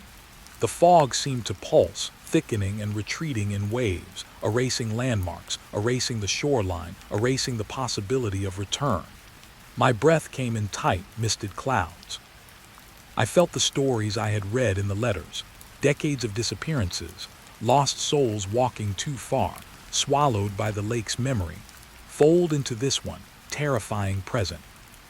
Time distorted. Seconds stretched into minutes, minutes into hours, or at least it felt that way. I couldn't be certain. The fog held no measure, only presence. The figures shifted, moved closer, then back, teasing perception. My chest ached with tension. I wanted clarity. I wanted to know what they were, why they were here, why the lake had remembered me so specifically. But the fog offered no answers, only hints, only half-shapes and whispers that slipped away when I tried to grasp them. I tried to step toward them, toward understanding, but the ice groaned beneath me, a low, mournful sound. The figure drifted away slightly, leading me deeper into the fog, and I followed, compelled by a mixture of dread and fascination. There was no choice, no alternative. The shoreline was gone. The cabin, the letters, the lake's edge, erased. I was moving with the figures now, a participant in something far older than my comprehension. A sudden flash, moonlight breaking through the clouds, revealed the lake in brief clarity. The figures vanished. The shoreline reappeared, distant and unreal. I blinked, disoriented, trying to process the transition. Had I imagined them? Had exhaustion and isolation created shapes and whispers? But then I noticed footprints in the snow at the very edge of the fog, too many, too precise, moving in patterns that made no sense for a human being. I realized with cold certainty that the lake had left a record of them, a memory imprinted on ice and snow. I staggered to solid ground, finally, heart hammering, breath ragged. The fog began to lift slowly, the sun barely brushing the tops of distant trees. The lake was calm again, silent, unbroken. But the memory lingered, the whispers, the figures, the weight of presence. I knew, even as the light grew, that it had not ended. The shoreline could vanish again. The fog could return. The lake had recorded me, had seen me, and in some inexplicable way it had acknowledged my existence. I looked back once more. The ice reflected pale light, empty now, save for faint traces of footsteps I could not explain. No figure, no shadow, only the subtle hum of the lake, patient, eternal, waiting. And I understood with a dread I could not shake. The lake remembers. It waits. And it knows who is foolish enough to walk its frozen expanse. The road ended abruptly, swallowed by tall grass that bent under a wind that didn't feel natural. I hadn't seen a sign of life for miles. My car had stalled half an hour ago on a rough dirt path, and now I was walking, boots crunching over dry soil, the smell of earth sharp in my nose. The sun had begun to dip behind clouds, turning the horizon into a band of bruised orange and gray. That's when I saw it. At first it looked like nothing more than a shadow between the trees, but as I approached, the outline sharpened, a cabin, small, crooked, weathered beyond reason. Its wood was gray with rot, windows clouded and the door sagging on one hinge. Painted above the entrance, almost laughing at me with its boldness, was the number 9. A single stark digit. No other markings. No path leading to it, just the suggestion that someone or something wanted it found. I stepped closer, boots sinking slightly into the damp soil, and noticed something half buried at the edge of the cabin's porch. My stomach twisted when I realized what it was. A set of keys, rusted, tangled together, lying as if someone had dropped them and forgotten. Dirt clung to the metal like a warning. I bent down, hesitated, then picked them up. The moment my fingers touched the cold iron, I felt a weight in the air, like the forest itself was inhaling, holding its breath. The keys were heavy in my hand. Each one was different, one thin, delicate, worn smooth by use, another thick, jagged, as if meant for a lock that demanded force. I turned them over, inspecting them in the fatting light, and that's when I heard it, a soft scrape like a nail drawn along wood. My head whipped toward the cabin, but nothing moved. No wind, no animals, just the cabin, quiet, crooked, indifferent. I tried to reason it out, probably a branch rubbing against the siding. But the sound repeated, slower this time, deliberate, measured. It came from inside, or at least seemed to. My gut clenched. The keys suddenly felt heavier. They weren't just metal, they were an invitation, a test, something I wasn't sure I wanted to pass. I knelt, brushing the dirt from them, and noticed the soil was disturbed all around the porch. Not naturally. Someone had been here, someone, or something, had left the keys for me. Or maybe for no one at all. The idea made the hair on my arms stand on end. I tried the door. Locked. The old lock groaned under the weight of the first key, resisted with a stiff, unnatural tightness. The second key, smoother, fit perfectly, turned without a sound except for a soft click that echoed louder than it should have. I froze, hand on the knob, feeling like the entire forest was watching. Then the door creaked open, slow and heavy, revealing darkness inside. The air smelled like wet wood decay and something else, something sweet, coppery. I stepped in, boots scraping the floorboards. The cabin was empty, or nearly. Dust floated in the fatting light, falling like tiny ghosts from the rafters. There were signs of life, though remnants. A chair overturned, papers scattered across the floor, a mug cracked and still smelling faintly of coffee. And then I saw it, an old wooden table in the center, and on it more keys. Different shapes, sizes, some polished, some rusted beyond recognition. It was a collection, or maybe a warning. I picked one up. It hummed faintly in my hand. My skin prickled. The air shifted, colder now, heavier. I heard a soft scuff behind me. I spun around. Nothing. The door was closed, or had it always been closed? I couldn't tell. The shadows inside the cabin seemed deeper than shadows had a right to be, curling along the corners, shifting slightly when I looked away. I told myself to calm down. Maybe it was exhaustion. Maybe the storm brewing outside, lightning splitting the horizon, was playing tricks. But I couldn't shake the feeling that I wasn't alone. Not really. That somewhere just beyond my vision, something moved, waiting, patient, assessing. I explored further. The cabin had a second room, small, with shelves built into the walls. On each shelf, keys. Hundreds of them arranged in patterns I didn't understand. Circles, lines, spirals. Some keys were buried in jars filled with soil, some dangling from strings attached to the ceiling. I picked up one, light and delicate, and the faintest whisper brushed against my ear, too soft to understand, but unmistakably a voice. I froze, pulse quickening. Was it the wind? My imagination, or had the keys themselves spoken? I couldn't tell. I wanted to leave, to run back through the forest, but the door at the entrance, the one I had opened, was now slightly ajar on its own, a whispering invitation. Something wanted me to stay, to look closer, to touch more.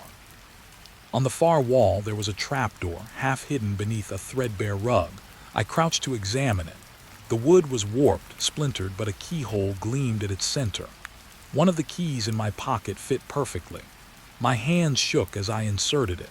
The lock clicked, slow and heavy, as if releasing a breath it had held for decades. The door opened into darkness.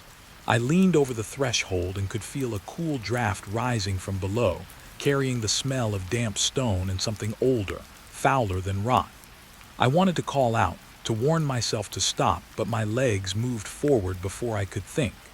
The stairs descended sharply, disappearing into blackness. Every step groaned beneath me.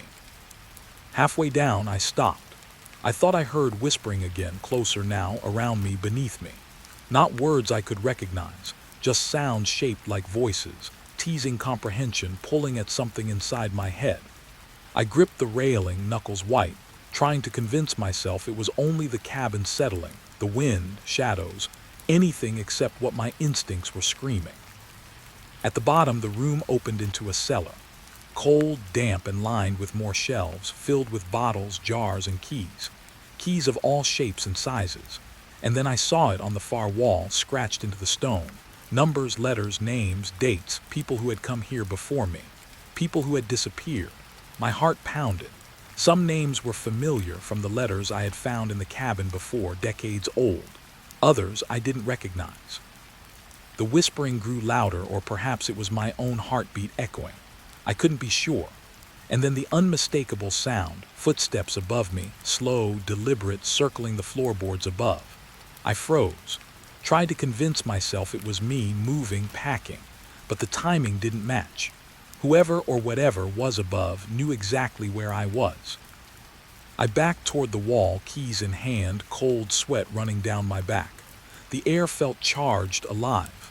The cabin wasn't abandoned. Not really. It had been waiting, watching, collecting, and now it had me just as the letters had warned. One of the keys in my hand vibrated faintly. A hum, low, resonating through the floorboards. I dropped it. It rolled across the stone floor and stopped near the wall, standing upright like it had been placed there by invisible fingers. My stomach twisted. The sound of movement above me shifted. A floorboard creaked directly overhead. I knew I wasn't imagining it anymore. I wanted to leave. I wanted to run up the stairs, burst through the cabin door, anything to escape. But the way out seemed farther than before. The porch, the dirt, the forest, distant, unreachable through the heavy weight pressing down on the structure, on the air itself. The keys, hundreds of them, hung in my mind like a puzzle I had no hope of solving. Each one a choice, each one a door, each one a path to something I wasn't ready to face. And then I noticed it, a single key on the wall, different from all the rest, polished, golden, glowing faintly in the cellar's dim light. It was not part of the collection. It wasn't buried, hanging, or hidden. It was there, waiting for me as if it had grown from the stone itself. My hands itched to touch it.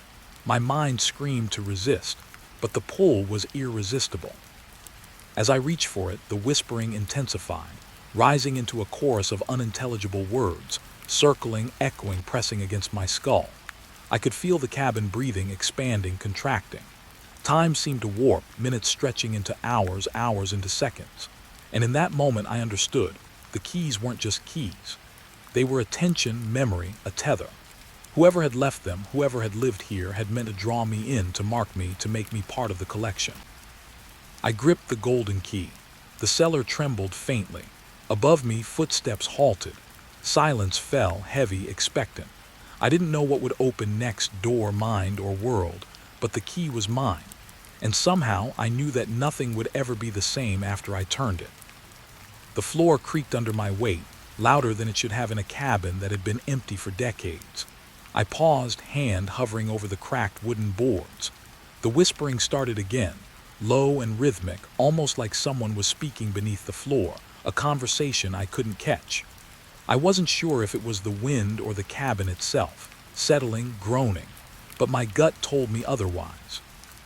I knelt, pressing my ear to the boards. The sound was definite this time. Voices, soft, murmuring, syllables broken and half-formed. They weren't words I knew, yet they were unmistakably human or something that had once been. A chill ran down my spine. I wanted to pull away, but curiosity clawed at me. There was a pattern here, a story buried beneath the wood, waiting to be found. I grabbed a crowbar, leaning against the wall, and pried at a loose plank. It gave way with a groan that echoed through the cabin, like the cabin itself was sighing. The smell hit me first, a mixture of damp earth and something older, metallic, almost like blood. Beneath the boards was a small cavity, narrow and dark, filled with papers and fragments of wood. My hands shook as I reached in, brushing away dust and debris. Old letters, brittle and yellowed, tumbled into my lap. The handwriting was faded, careful, almost desperate. I unfolded the first one. "To whoever finds this," it began. "Do not trust the silence. The cabin watches, the lake remembers." I froze, my pulse thumped in my ears. The words were simple, but they carried a weight that made the hair on my arms stand on end. I glanced around the cabin. Empty. Quiet. Yet somehow the air felt thicker, heavier, like a storm was gathering inside the walls. The next letter was shorter. They never leave. The floor knows. Listen to the boards. Do not answer. I swallowed hard. The whispering grew louder. I realized then it wasn't coming from the wind, it was coming from beneath me. My hands hovered over the papers, indecisive. Every instinct screamed at me to leave, to run back through the forest and never return. But something, some dark curiosity, kept me rooted to the spot. I lifted another plank, wider this time, exposing more of the cavity. The letters inside were stacked neatly, as if someone had been cataloging them. Names, dates, notes about disappearances around the lake. I recognized some of the names, old local families, people I had read about in history books, missing for decades. Their stories were scratched into the wood, initials carved into the beams, a ledger of the forgotten. I realized with a sinking feeling that this cabin had been a record keeper of the vanished. Whoever had lived here, whoever had left the keys before, had watched the lake and taken notes on its victims. The floorboards weren't just covering a cavity. They were concealing a history of fear, obsession, and absence. A sudden scrape above me made me flinch. The cabin shivered under the sound. My mind raced. I wasn't alone.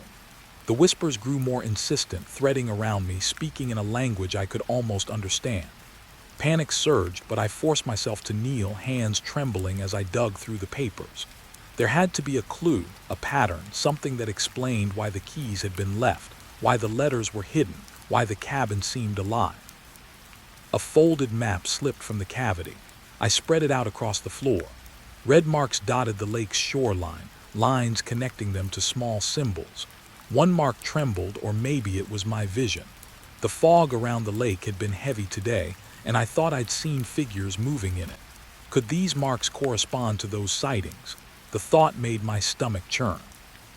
I heard another footstep above, deliberate packing. I looked up. Nothing. Yet every nerve in my body screamed that I was being watched, measured, catalogued. The whispering intensified, almost forming words now. You should not be here. You will be added. I stumbled back, nearly toppling over the pile of letters. The air felt charged, oppressive. I wanted to leave, but the map, the letters, the keys, they were all calling me deeper into the cabin's secrets. Something wanted me to understand, or maybe it wanted me to fail. A corner of the map caught my attention, a small X near the cabin itself, drawn with meticulous care. Beneath it, a single word, beneath. I followed the direction, kneeling, moving toward the floor cavity. The whispering had paused, replaced by a low hum that vibrated through the floorboards. My pulse quickened. Something was there, waiting. I lifted another plank, revealing a small trapdoor beneath. The wood was warped, faintly slick with age, and a keyhole glinted in the dim light. One of the rusted keys I had found earlier fit perfectly. I hesitated, hand on the key.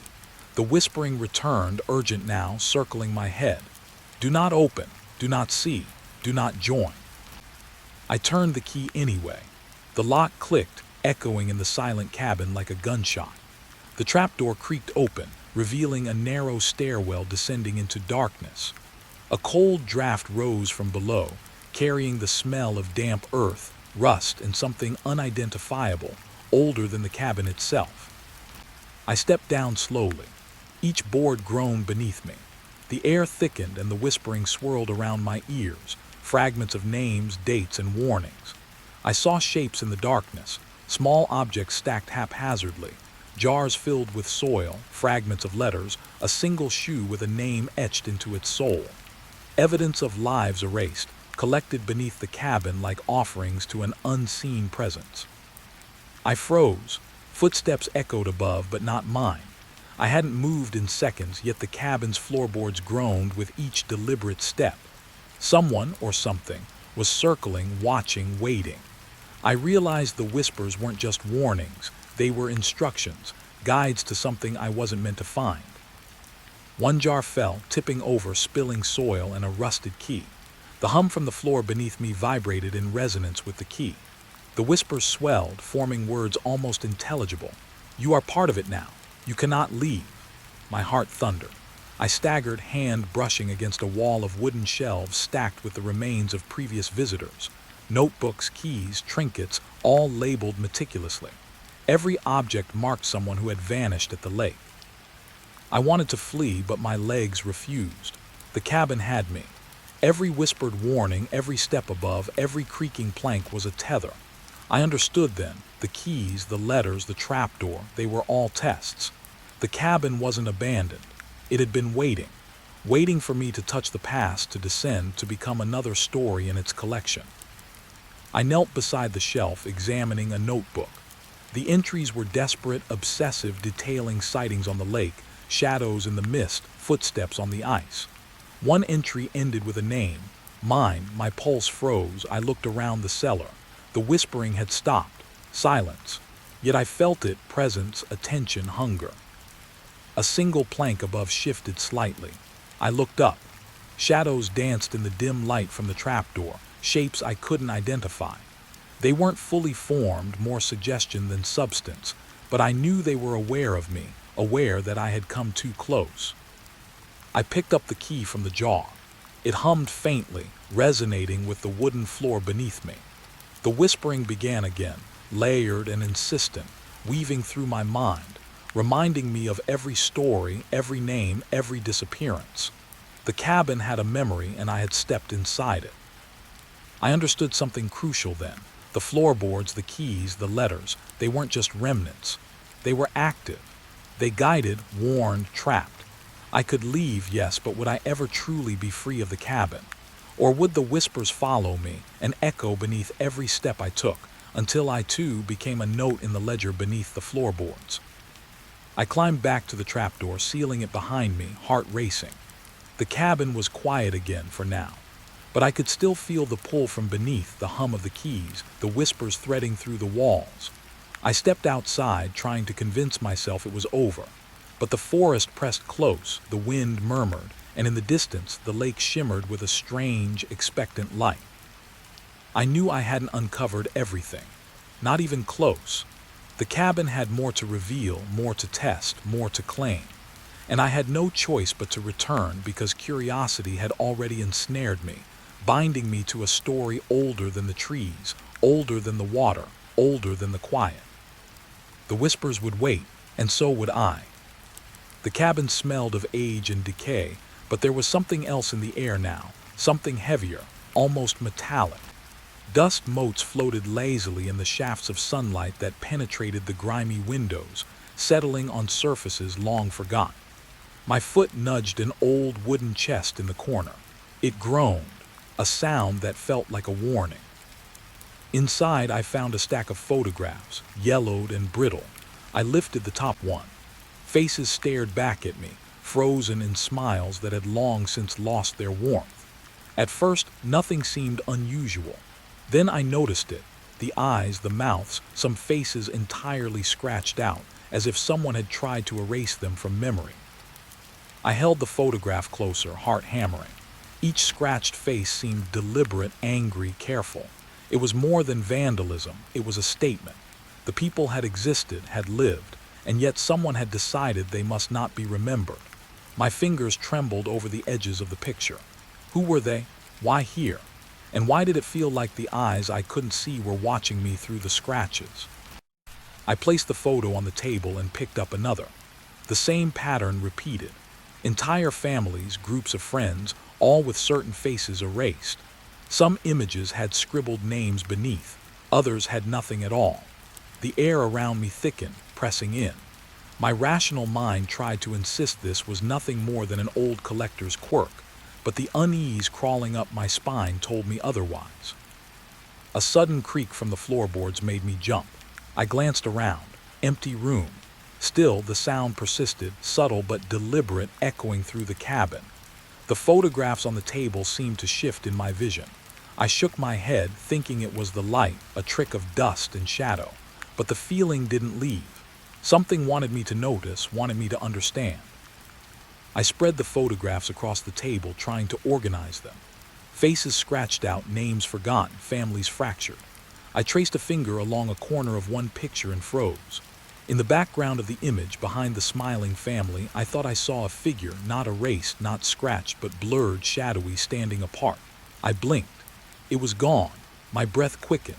Had it been there at all, or had my mind begun to play tricks, encouraged by the cabin itself? The whispers started again, low and uncertain. Not beneath the floor this time, not the wind. It was in the corners of the room, in the spaces between the photographs. I could almost make out words, fragmented, almost pleading. Do not forget, remember them, leave them. My fingers shook. I wanted to gather the photographs and run outside, but I couldn't. There was a magnetic pull in the images, a story hidden in the scratches, the erasures, the empty eyes. One photograph caught my attention. It was recent, or at least recent compared to the others. A man sitting alone in front of the cabin, smiling at the camera, his face almost perfectly intact. But behind him, in the shadow of the doorway, a hand rested on the frame. A hand that wasn't his, pale and long-fingered, fingers curling like smoke. My stomach churned. I flipped the photo over. No date, no name, nothing. Just the image. The air grew colder. The shadows lengthened, though the sun still struggled through the grime. I looked back at the photographs. Some faces I had assumed were erased entirely now seemed distorted instead, the scratches forming subtle shapes, almost messages.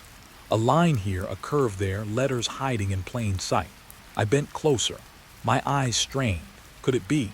Could someone or something have left warnings in the damage itself? A gust of wind rattled the windows. Dust rose in spirals, catching the sunlight. The cabin seemed to sigh, the walls stretching and contracting, alive in a way I could feel in my chest.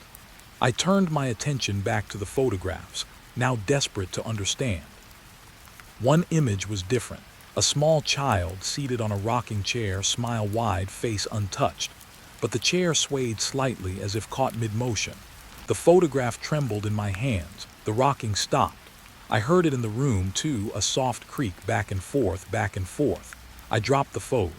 It landed face down. The creaking ceased. My pulse raced. I didn't dare pick it up again. I tried to reassure myself.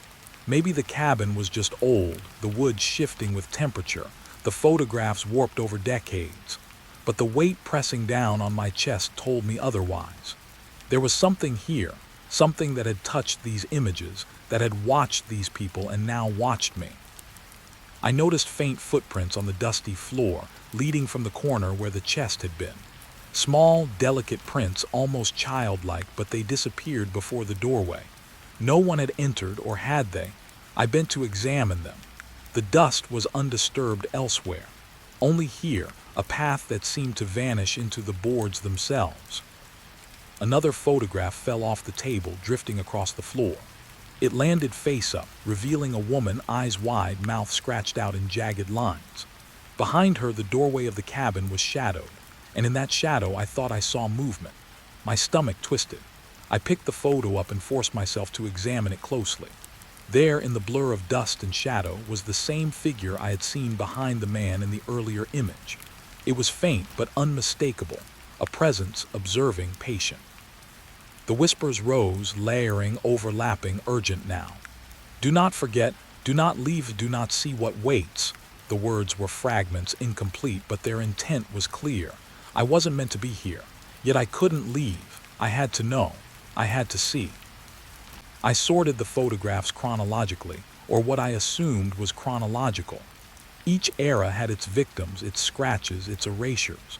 Some images overlapped, faces repeating in multiple photographs, scratched out at different stages of life. The cabin's history unfolded in these small frames, a ledger of disappearance, of observation, of erasure. A sudden draft made the candle flicker. Shadows danced across the walls. I noticed one shadow linger longer than it should, curling and bending like smoke, forming a human shape. My eyes followed it, but it dissolved into the room's gloom. My heart raced. Each photograph seemed to react, the scratches almost shimmering in the dim light. I pulled one from the back of the chest. It was different. The face was entirely intact, smiling warmly. The photograph vibrated in my hands almost imperceptibly, and then I realized there was something etched in the dust on the glass. Tiny lines barely visible forming a word. Watch. I dropped the photograph. The room felt smaller now, the shadows pressing closer. The whispers had quieted, but the sensation of being observed intensified. My rational mind screamed at me to leave, to step outside into the sunlight, to forget what I had seen. But I couldn't. Another photograph fell from the table, this one older, faces long erased. But in the corner of the image, faintly, a figure crouched, watching. I bent closer. Its eyes met mine, or at least I thought they did. My hands shook violently. The whispers returned, soft but insistent, threading through the cracks in the walls. Do not forget, they will see you. I noticed then that every photograph had a commonality. Wherever faces were erased, something remained in the background. A shadow, a shape, a hand, a pair of eyes just barely visible. The cabin had a record, not just of the people it consumed, but of what lingered after. I staggered backward, my back hitting the wall. The photographs seemed to crowd toward me, leaning in on the table as if reaching. My chest tightened. I wanted to escape, but the images demanded attention, demanded acknowledgement. I could feel the presence behind them, patient, waiting for me to understand the pattern. A sudden creak above made me whip my head toward the ceiling. Footsteps, deliberate, slow, packing, empty cabin, yet the weight of them pressed down through the floorboards. I realized with a cold clarity, the cabin, the photographs, the whispers, they were alive in a way that went beyond the physical. The past was active here, and I had trespassed into it. I fell to my knees beside the table, gasping for breath, hands clutching the edge. The whispers circled me, forming faint words, names I didn't know but recognized as missing, erased. One photograph, small, fell into my lap.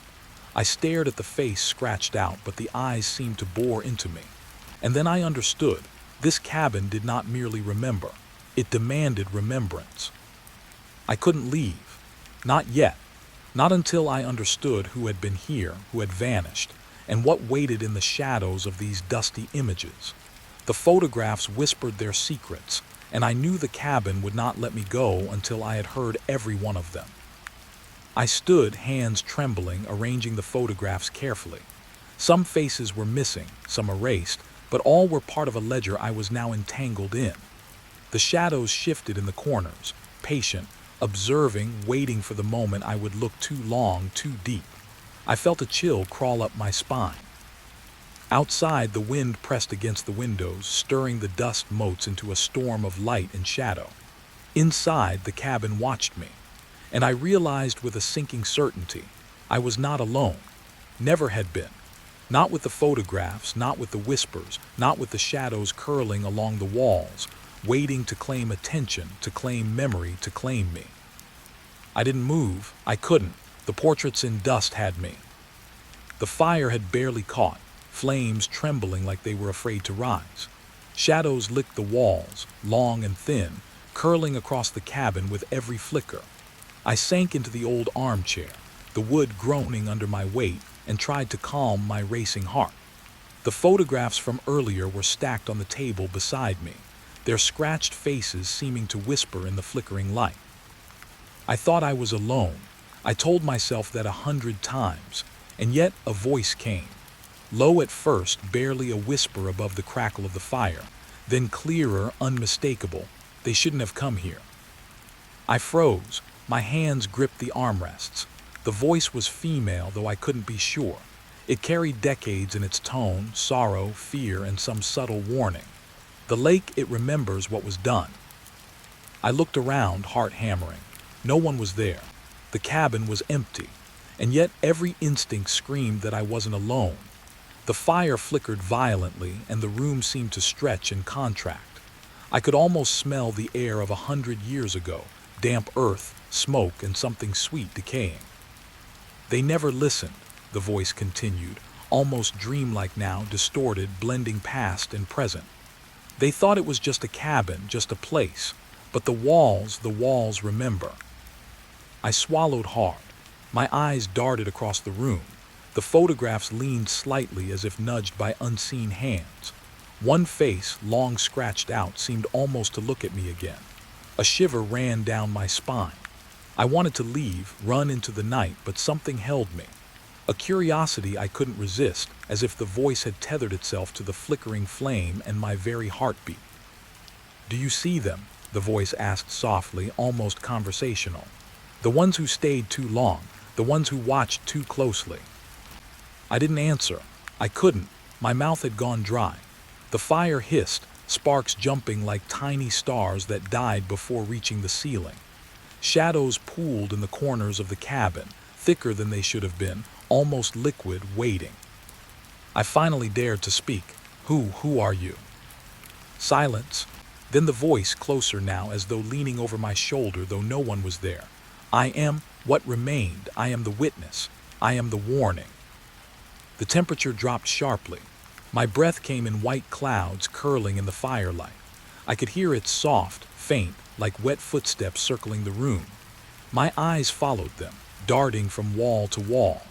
The shadows moved unnaturally, bending around corners and pooling in places where light should have remained. The voice whispered again, recounting events I could barely follow, tangled between memory and nightmare. "They took the boy first, not far from here, just beyond the ridge where the fog settles each night. He screamed, but no one came. No one ever comes. And when they returned, he was gone." I clutched the armrests tighter. My mind raced. I knew the cabin had a history, but hearing it narrated like this, blending past horrors with the immediacy of now, made my stomach turn. The line between reality and dream stretched thin. The fire sputtered as if it, too, was afraid. "They whispered to me," the voice continued. "They asked me to remember. The ones who vanished, the ones erased, they are still here and they always will be. And now you hear them too." I swallowed hard, trying to ground myself in the present. The voice was everywhere and nowhere. Sometimes behind me, sometimes beneath the floor, sometimes curling through the cracks in the walls. It told of events long past, lovers who had disappeared, families wiped from memory, warnings ignored. And each story left me feeling smaller, as if the cabin itself consumed pieces of its guests, leaving only questions and echoes. I noticed the fire reflected strangely in the window pane. Behind the reflection of the flames, a figure seemed to linger. Pale, almost transparent, blurred at the edges. I blinked. It remained. I turned. Empty room. And yet the reflection, it mirrored the cabin, but not entirely. Faces pressed against the glass, some scratched, some intact, eyes hollow, mouths frozen. The same faces from the photographs. The voice shifted in tone, growing impatient, almost sorrowful. "Do you understand yet? They never wanted to be remembered. Not by the living, but they chose you because you see what others ignore." I felt a cold hand on my shoulder. I jerked back, but there was nothing. Only the photographs on the table, leaning unnaturally, their edges brushing one another. A faint whisper escaped the wood itself. "Do not leave, not yet." My eyes scanned the room again, noticing details I had missed before. Scratches in the floorboards that didn't match any furniture, a faint imprint in the dust where a chair had never been, and the slight warp of a photograph, as if something behind it pressed to be seen. Each small revelation made the cabin feel more alive, more aware, and somehow malevolent. "They waited for nightfall," the voice said, almost conversationally. "The fog comes, the water stills, and the air thickens. That's when they speak. That's when they reach out. That's when you feel them like you do now, like this." The fire sputtered and went out. Darkness swallowed the cabin in an instant. My eyes struggled to adjust, but the shapes remained. Shadows thicker than blackness, moving independently of any logical light source. My heart pounded. I tried to tell myself it was my imagination, but the weight in the air said otherwise. "See them," the voice whispered urgently. "See what they left behind. See who they were and who might come next." I reached for a photograph on the table, the closest one to me. As I lifted it, the face that had been scratched out slowly resolved in my mind's eye, reconstructing itself. The eyes stared, alive, accusing. My hands shook. I placed it back. The image pulsed faintly like it had a heartbeat of its own. The voice grew louder, almost desperate now. They trusted no one, not the living, not the watchers, but you are chosen to know. You are chosen to remember. I shivered, feeling the floorboards vibrate beneath me, subtle at first, then growing. The cabin itself seemed to breathe, inhaling and exhaling with a rhythm that matched the pounding of my own heart. I wanted to scream, to run, but my body refused. The fireless room pressed against me, suffocating, urging me to listen, to stay, to witness. "Confess," the voice said softly, almost intimate. "Confess what you see. Speak their names, their stories. Only then can you survive nightfall." I couldn't. Words lodged in my throat. My mind scrambled, trying to reconcile the impossible. The voices, the shadows, the faces in dust and glass. My rational self fled, leaving only raw fear, raw need to survive, raw curiosity. A faint knock echoed from the window. I froze. My gaze darted to the glass. No one. Only the reflection of the cabin behind me, warped, altered.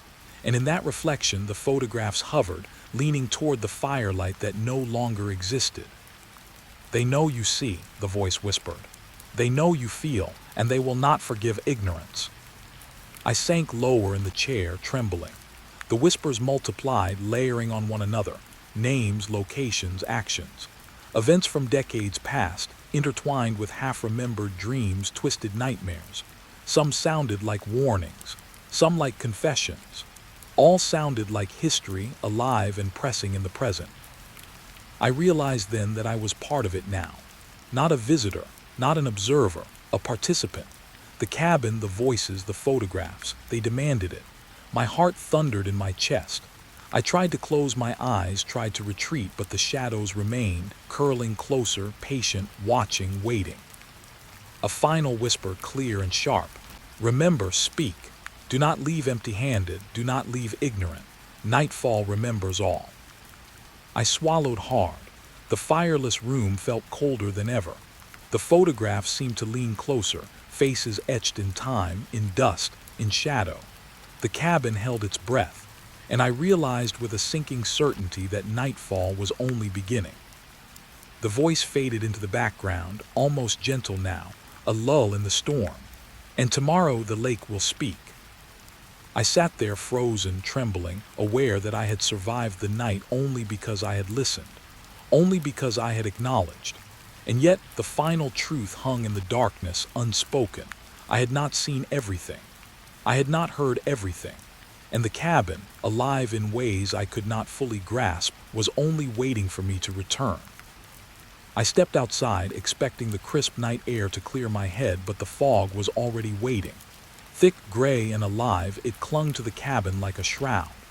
My boots sank slightly into the damp earth, the soil soft from recent rains. I tried to shake off the dread from last night, the voices, the shadows, the faces in the photographs, but it clung to me, heavier than my own skin. The trees around the cabin were black silhouettes, their branches reaching toward me like skeletal fingers. I told myself it was just fog, just night, just imagination, but the silence felt too calculated. There was no wind, no rustle of leaves, only the soft, persistent hum of moisture in the air. Something about the fog was deliberate, as if it knew I was leaving. I glanced back at the cabin. Its windows were dark, the structure swallowed by mist, yet I could swear I saw movement behind the glass. A shadow flickered, then disappeared. I shook my head, telling myself I was seeing remnants of the firelight, echoes of what had happened inside. Yet the unease wouldn't leave. I began walking toward the ridge, the path barely visible under the fog. Each step seemed amplified, every crunch of leaves and snap of twigs ringing too loud in the stillness. The fog thickened around my legs, wet and cold, pressing against me like a living thing. I quickened my pace, but the pressure grew, curling around my chest, making it hard to breathe. Then I heard it, a soft, wet footstep behind me, just one. I froze. The air seemed to hold its breath. I turned slowly, nothing, just fog. But the step had been real, deliberate, echoing in a way that the soft ground shouldn't allow. My pulse jumped. I told myself I was imagining things. I told myself I was alone. Yet the truth felt different, as if the world itself was conspiring to disorient me. I kept moving. Each step brought another sound behind me, soft, careful, mirroring my own. I tried to stop to listen, but the fog pressed closer, masking the ridge and twisting familiar landmarks into shapes I didn't recognize. Something about the way it moved made me uneasy, as if it were following a path I hadn't chosen. The memories of the cabin resurfaced unbidden. The scratched faces, the whispers beneath the floorboards, the voice that had spoken of nightfall and remembering. I could still hear it faintly, interwoven with the fog's hiss, telling me to watch, to know, to stay aware. I shivered. Every instinct screamed to turn back, but I couldn't. The path seemed to stretch endlessly, and the fog moved with me, expanding, curling, swallowing the earth behind me. I stumbled over a root and nearly fell. My hands touched the cold, wet ground, and I noticed a small patch of disturbed soil. Something had been there recently, a footprint half erased, sinking into the mud. My stomach clenched. Someone or something had passed here, and now perhaps it followed me. The ridge opened slightly, and I could see the lake beyond, a dark mirror reflecting nothing but fog. I had thought leaving the cabin would offer relief, clarity, but the water was unnerving in its stillness. Shapes formed in the mist above the lake, vague and shifting. I blinked and they were gone. Yet the unease remained, lingering, gnawing. I tried to speak, to call out, but my voice sounded wrong, hollow, swallowed by the fog. No response came, not even my own echo. I realized I had been walking for longer than I remembered, yet the cabin's dark outline still lingered faintly behind me. How could that be? I had put distance between us, but the fog kept its edges tethered to me, bending reality around the hills and trees. The footsteps returned, softer now, almost teasing. They didn't match my pace. They anticipated it, mirrored it, sometimes lagged, sometimes rushed ahead. I could feel them around me, all directions at once, yet when I spun, the fog revealed nothing. Only the earth, wet and unbroken, the occasional stone or root emerging briefly, then swallowed again. I sank to my knees on the muddy ground, gasping, the cold seeping through my clothes. The lake below me seemed wrong, unnervingly still, as if it weren't water at all but a reflection of the fog itself, a mirror for shadows. I wanted to leave, to run, but something about the fog's weight pinned me in place. It was more than mist, it was intent. "Why won't you let me go?" I whispered. My words dissolved into the fog, barely audible. Then came a response, or what I assumed was one. A whisper, soft and cold, threading through the air around me. "You never truly leave." I froze, heart racing. The memory of the voice from the cabin returned vividly, as if it had followed me here. I had thought it was tied to walls and photographs, but perhaps it was always in the air, the fog, the earth, the water. The thought made my skin crawl. A branch snapped behind me. I turned sharply. Nothing again. The fog had a rhythm, breathing, moving in a way that suggested awareness. It wasn't just following, it was observing, guiding, shaping the path. And I was part of its design now. The ridge fell away, giving me a clearer view of the lake. Shapes emerged in the distance, pale and shifting, as if glimpsed through rippling water. I blinked, and they disappeared. The fog swirled, leaving traces of movement in patterns I couldn't understand. I had the strangest sensation of being watched, not only by something in front of me but also behind me, above me, within the mist itself. I forced myself to rise, shaking mud from my hands. The footsteps had grown fainter, then louder again, circling, teasing, a slow game. I tried to keep track of my bearings, but the fog erased landmarks, twisted trees and roots, until every step felt like wandering in a labyrinth without walls. Then I heard voices, low, murmuring, indistinct, not one but many layered over one another. Snippets of conversation, fragments of warnings, cries, laughter, and sobs. I recognized none, yet a part of me knew I had heard them before, in dreams or inside the cabin. The fog carried them, interlaced with the lake's quiet roar. I stumbled to the edge of the ridge, peering down at the water. Mist rose in slow columns from the lake's surface, coiling and merging with the fog around me. The shapes returned, tall, thin figures, blurred and almost human. They moved gracefully, yet impossibly, vanishing and reappearing at angles that made no sense. My pulse quickened, chest tight. They were neither threatening nor inviting, merely present, watching, marking me. I turned in a slow circle, trying to discern a path back. Every direction looked the same, thick, shifting gray. The ridge behind me had disappeared. The cabin, the fire, the photographs, everything was swallowed by the fog. Panic rose, but I suppressed it. Focus. Keep moving. Find solid ground. Another soft footstep echoed nearby. I spun. The fog revealed a patch of disturbed earth, a single, half-erased footprint. It was human. I think or not. I couldn't tell. And yet I could feel it as much as see it. Its presence pressing against my ankles, urging me forward, but also holding me back. The whispers grew more insistent, weaving in and out of the fog, layering over the sound of my own breathing and the lake's silent hum. They spoke of mistakes, of vanished ones, of choices that led here, to Hollow Hill, to this fog that followed and remembered. I tried to leave, to outrun it, but every step brought more weight, more chill, more presence pressing in from all sides. I sank again to the ground, shivering violently, hands digging into the earth. The fog swirled around me, dense, impenetrable, a living thing coiling to contain me. I realized then that this place had no borders, no edges I could reach. It existed to trap, to haunt, to test. And I was now a part of its history, recorded in whispers and footsteps. The shapes above the lake shifted again.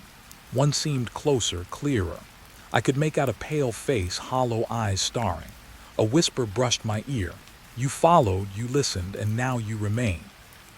I tried to speak, tried to demand release, but only a shiver escaped. My voice was gone, swallowed by fog and history. I understood then, the story had not ended. It never ends.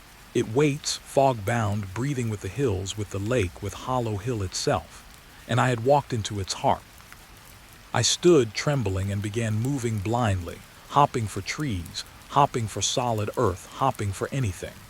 The fog shifted with me, flowing, pooling, returning to obscure paths I hadn't taken.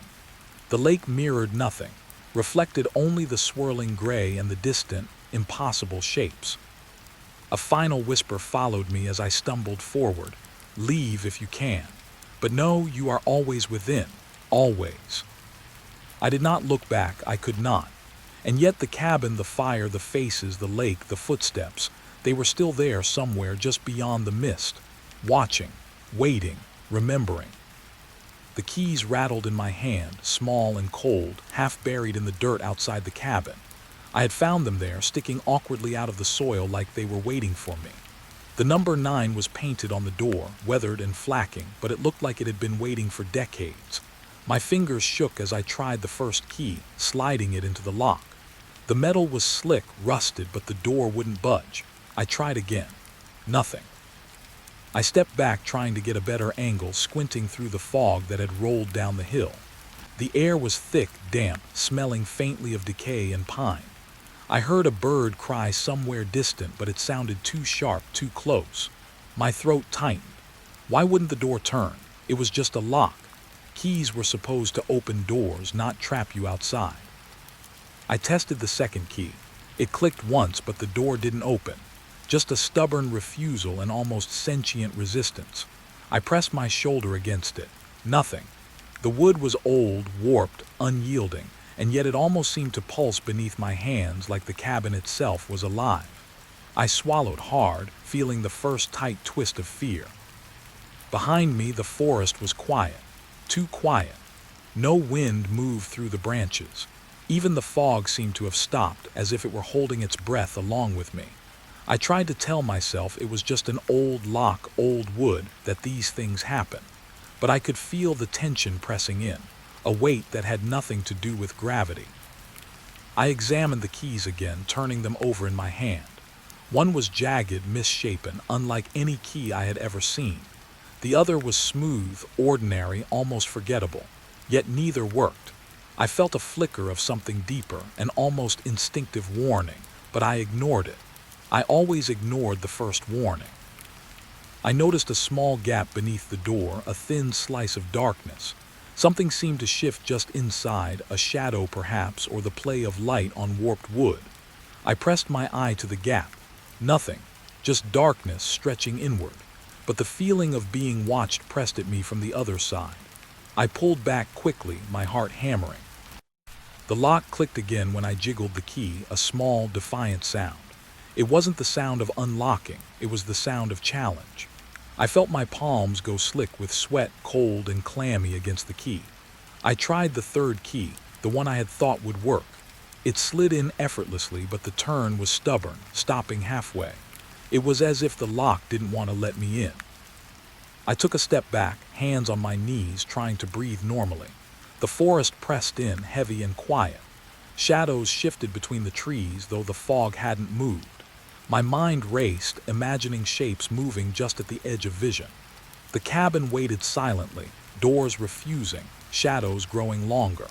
I felt a shiver that had nothing to do with cold. The fourth key was thin, fragile, bent slightly at the tip. I hesitated, feeling the almost imperceptible vibration in my fingers. Something about this key felt different. I slid it in slowly. The lock caught immediately, teeth grinding against metal, and for a heartbeat I thought it might work. But the key stopped halfway, stuck. I tugged gently. It wouldn't budge. A sudden sound behind me, a branch snapping, made me jump. I spun around. Nothing. Just trees, fog, and silence that felt too heavy, as if it carried a warning. My chest tightened. The keys in my hand suddenly felt absurd, useless, trivial against the weight of the cabin's presence. I had the keys, yes, but the keys had nothing to do with entry. Not yet. I tried the first key again. Click. The lock refused. I pressed harder, shoulder against the door. A faint groan of wood, but no opening. I felt my frustration curdle into something darker, something like fear taking shape in my chest. My hands shook. I tried to rationalize. Wood swells, locks rust. Logical explanations, but they felt brittle, fragile against the tension pressing in from the cabin itself. The fog thickened around my boots, rising in damp coils. I noticed the ground near the door, small depressions like footprints pressed into mud and quickly erased. Not mine. My skin prickled. I hadn't seen anyone, but the marks suggested otherwise. Someone or something had been here recently, or maybe not recently, I couldn't tell. Time felt different near the cabin. Slower, thicker, waiting. I set the keys on the ground, bent low, pressing my ear against the door. A faint creak, almost a whisper, responded. My eyes widened. Not the lock, not the wood, something else. Beneath the floorboards, inside the walls. The sound wasn't mechanical. It was deliberate, patient. Listening, maybe even laughing softly at my frustration. I stepped back, hands clenching. I felt exposed, vulnerable. The forest, the fog, the cabin, all conspiring silently. The keys in the dirt seemed mocking now, useless in the face of something that refused. I picked one up again, desperate, trying any motion, any pressure, as if my insistence alone could compel the door to obey. The wind shifted suddenly. Fog swirled, curling toward me in damp, cold spirals. A branch tapped lightly against the cabin wall, soft but deliberate. My heart leapt. It wasn't wind. It wasn't coincidence. The cabin's presence pressed against me, aware, alive. I felt eyes, though none could be seen, watching from the windows, from the shadows beyond the trees. I pressed the key again. Click. Nothing. Groan of wood, nothing more. I backed away, hands trembling, realizing I had been too close, too eager. This wasn't just about entering. It wasn't just about keys or locks. The cabin demanded patience, observation, fear. It had rules I hadn't learned yet. I noticed a small window near the door, its glass smeared, nearly opaque. Shapes seemed to move behind it, shifting slowly, impossibly. I blinked, rubbed my eyes. Nothing solid, just vague impressions, angles that didn't make sense. Yet the feeling of being watched persisted, heavy and insistent. I swallowed. The fog pressed in closer. The keys weighed heavier in my pocket than they had in my hand. A sudden scuff behind me made me spin. Empty forest. Only fog, only branches curling like fingers. My pulse thundered. I tried not to scream, tried to reason. But the air felt thick with expectation, as if the cabin itself waited, counting my hesitation, measuring my fear. I tried the second key again. It moved, clicked, but stopped halfway. I forced it, teeth grinding, but still refused. The key felt almost alive in my hand, pressing back, resisting. My mind raced. Logic failed. Only instinct remained. The cabin wasn't passive. It wasn't abandoned. It responded in small ways, in the lock, in the fog, in the whispers I thought I imagined. I stepped back, leaning against a tree, chest heaving. The fog shifted around my boots, moving in patterns I couldn't follow, hiding the earth, hiding direction. I had tried every key, every angle, nothing. The cabin loomed silently. Doors locked in defiance. And in the quiet, I thought I heard something very faint beneath the floorboards. A small, deliberate scratching. I froze. My eyes darted over the weathered boards, over the door, over the fog curling like smoke. The keys were useless. I understood then, as much as one could understand a living, waiting thing. This cabin didn't want to be opened yet. It wanted to watch, to test, to claim attention. And I had given it willingly. I pressed my palm to the door, feeling its cool, warped surface. A pulse of something subtle, almost alive, vibrated through the wood. The keys were mine, yes, but they had no power here. The cabin held the authority. It had patience. It had time. And it had me, standing outside, trapped by the fog, by the forest, by the insistence of the locks. I took a step back, tried to breathe, tried to reason. And in the shifting fog, in the silent forest, I realized that the story had only begun. The keys wouldn't turn. Not tonight, not yet. The cabin would wait, and so would I, whether I wanted to or not. I couldn't sleep. The cabin felt wrong, though I couldn't explain why. The air was heavy, damp, and still, like it had weight I hadn't noticed before. Every breath I drew felt thick, sticky, pressing into my chest. I lay on the rickety bed, staring at the ceiling, and then I saw it. Shadows moving. Not just flickering from the fireplace. I didn't have a fire lit. But shapes that twisted and stretched across the plaster like they had their own will. They slithered, curling along the corners of the ceiling, stretching impossibly long, reaching down toward me. My heart started hammering before I even fully understood what I was seeing. I blinked, tried to convince myself it was just the fog seeping in through cracks, the weak light from outside catching angles that made the old plaster look alive. But when I focused, the shadows moved against reason. Against logic. I got up, stepping lightly, careful not to make a sound. The floorboards groaned, betraying my presence, and I froze. The shadows paused, or maybe they hadn't. My mind tried to settle, tried to label it. Trick of light, my imagination, exhaustion. But it didn't feel like imagination. Imagination couldn't move with such deliberate, silent precision. I reached for the lantern on the table. Its flame sputtered as I lit it, casting a warm circle of light around me. The shadows didn't disappear. They recoiled slightly, retreating to the corners, but not completely. They lingered, writhing along the ceiling in patterns I couldn't name. It was like watching someone draw with smoke, carefully, methodically, in a language I almost recognized. And then it dawned on me. The shapes weren't random. They were deliberate. I felt my stomach tight, nausea curling like a living thing. I wanted to turn away, to close my eyes, but I couldn't. Every instinct screamed to look, to understand what was happening above me.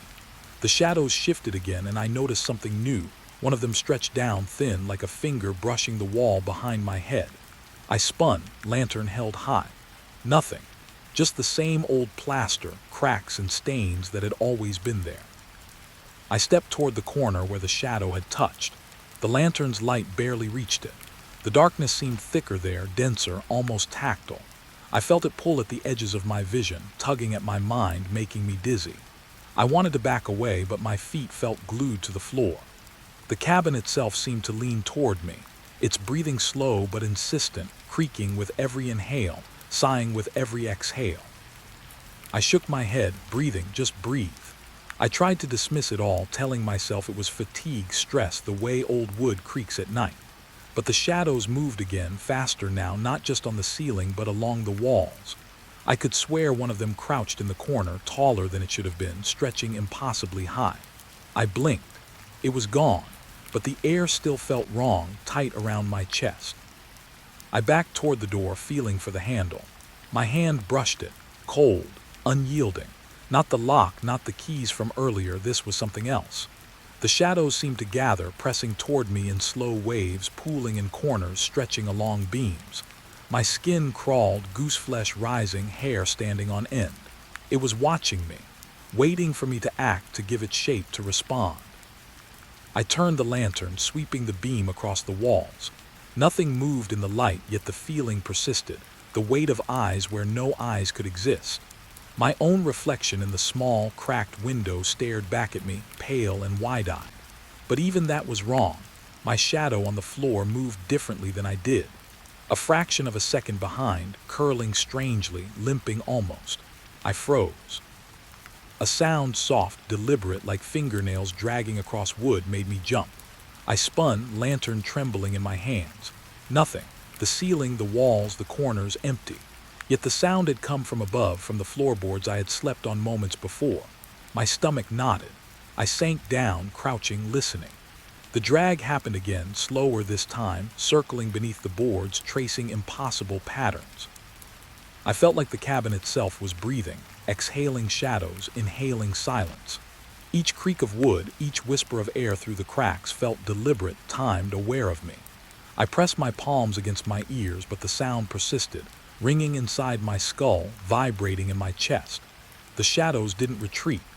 They hovered near the ceiling, curling downward in slow, patient arcs, shapes I could almost recognize but never fully. I remembered the keys from outside, buried in dirt, useless against the cabin's lock. They had been my first mistake, thinking the physical world could grant entry or control. The cabin ignored keys, ignored rationality.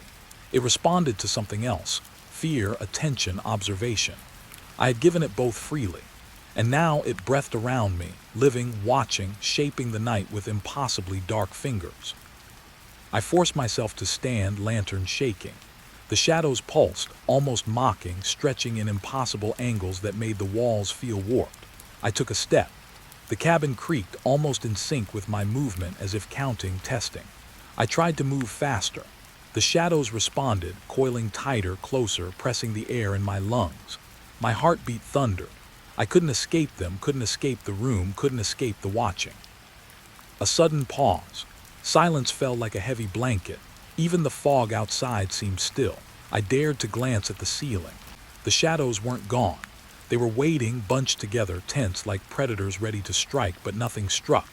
Instead, they contracted, pooling into the corners and along the beams, leaving a momentary calm that felt worse than chaos.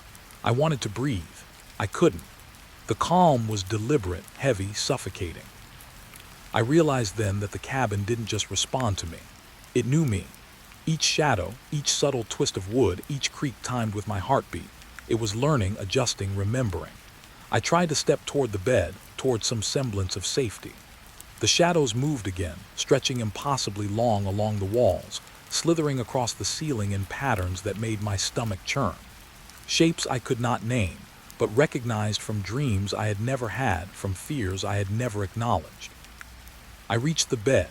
My hands shook so violently I dropped the lantern. It rolled, flame wobbling, casting fractured light. Shadows reacted instantly, recoiling, shrinking, curling toward the corners, but not away. Just closer, tighter, alive. I grabbed the blanket covering my head. The cabin creaked and breathed, and the weight of unseen eyes pressed on me. I could hear whispers, too soft to understand, but deliberate, rhythmic, almost like counting. I peeled the blanket back slowly. Shadows had returned to their slow, curling patterns, stretching and writhing in shapes that defied reason. I shivered. I realized I could never sleep here, could never feel safe. The cabin didn't allow it. Its walls lived, its ceiling twisted, the shadows speaking in a language older than my understanding. I thought about leaving, but the door had always resisted me, keys useless.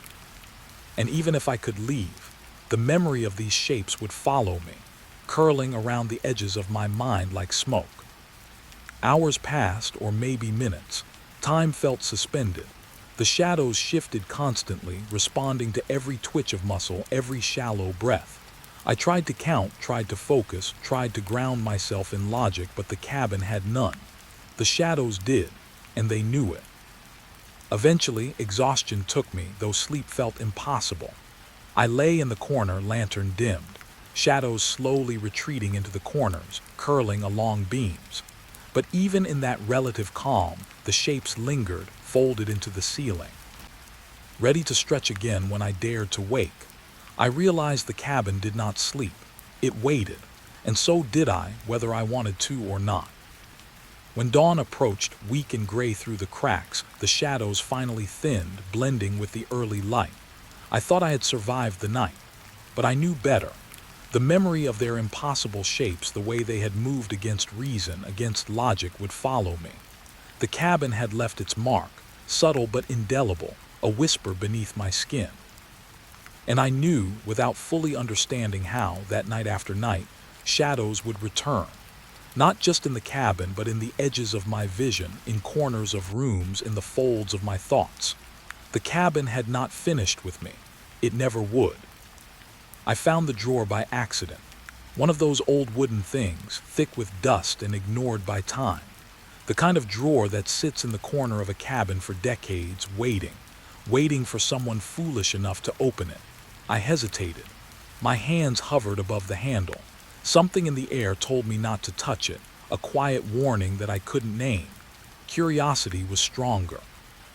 The wood creaked as I pulled.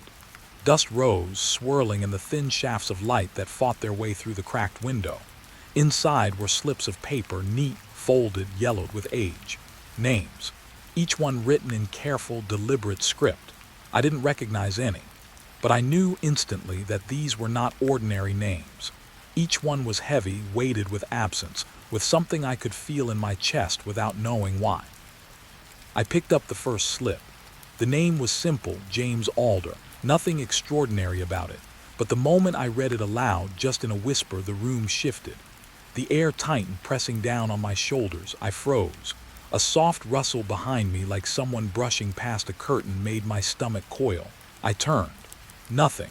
Just the cabin waiting. I looked back at the drawer. More names, one after another. Helen Crow, Tobias Finch, Lillian Moore.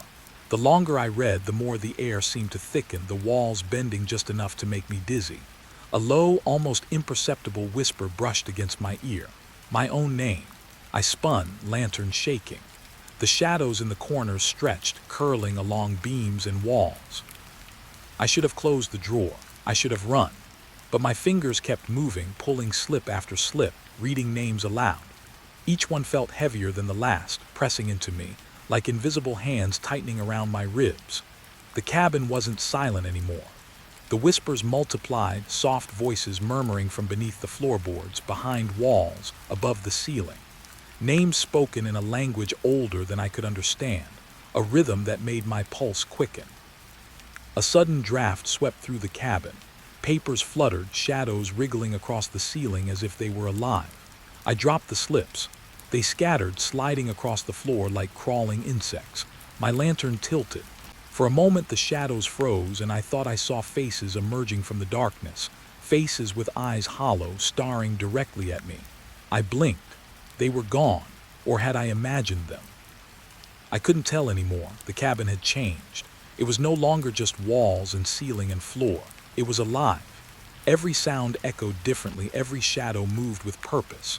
I picked up the last slip of paper. The handwriting was different, more hurried, almost frantic. The name was mine, or at least it looked like mine. My hands trembled. I wanted to drop it, tear it up, run for the door, but my body refused. The door, I forced myself to look. It was closed, solid, mocking. I grabbed the handle. It didn't move, not fully. The key I had worked so hard to turn earlier useless. The cabin had no intention of letting me leave without its say. I tried again. The handle rattled, a metallic groan that echoed through the room. Behind me, the whispers grew louder, almost urgent, circling my head, pressing against my temples. I backed away from the drawer. The papers fluttered, lifting slightly as if caught in invisible hands. I could feel eyes on me. Not just the emptiness of the cabin, but eyes belonging to something that had waited, something that had watched the woods long before I arrived. They pressed against my back, cold, patient, silent.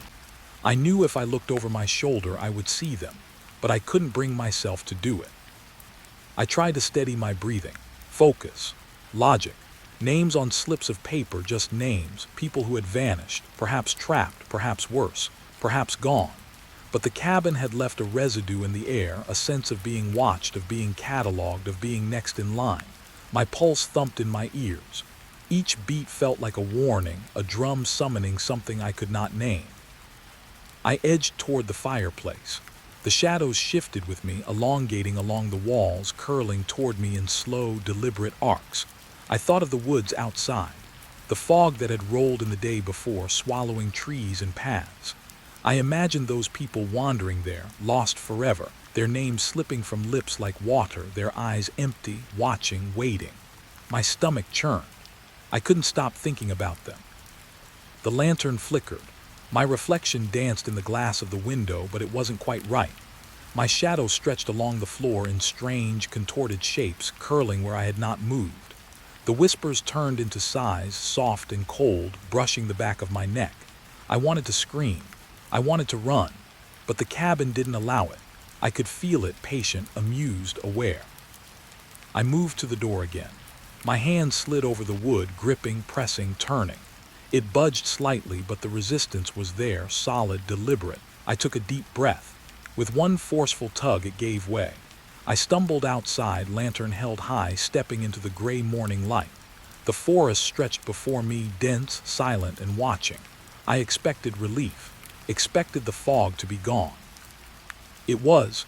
The fog clung to the ground, curling around roots and stones, pressing up to me like fingers reaching through the mist. My legs moved, stepping forward, my heart hammering. I kept looking straight ahead, not daring to glance behind me, but I could feel them. Not the living, not entirely. Eyes from slips of paper, from the woods, from the cabin itself. Pressing, waiting, following.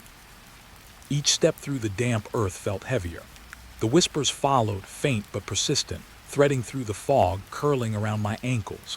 Names repeated themselves, overlapping, layering, a rhythm I couldn't ignore. My skin crawled. My vision blurred slightly as the fog thickened, swallowing my surroundings, making the forest edges dissolve.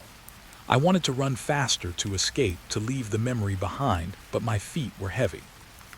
I stumbled, tripping over roots and stones. The fog shifted, hiding shapes that I half saw, half imagined, figures lingering just beyond clarity. Faces without features, staring, following, patient.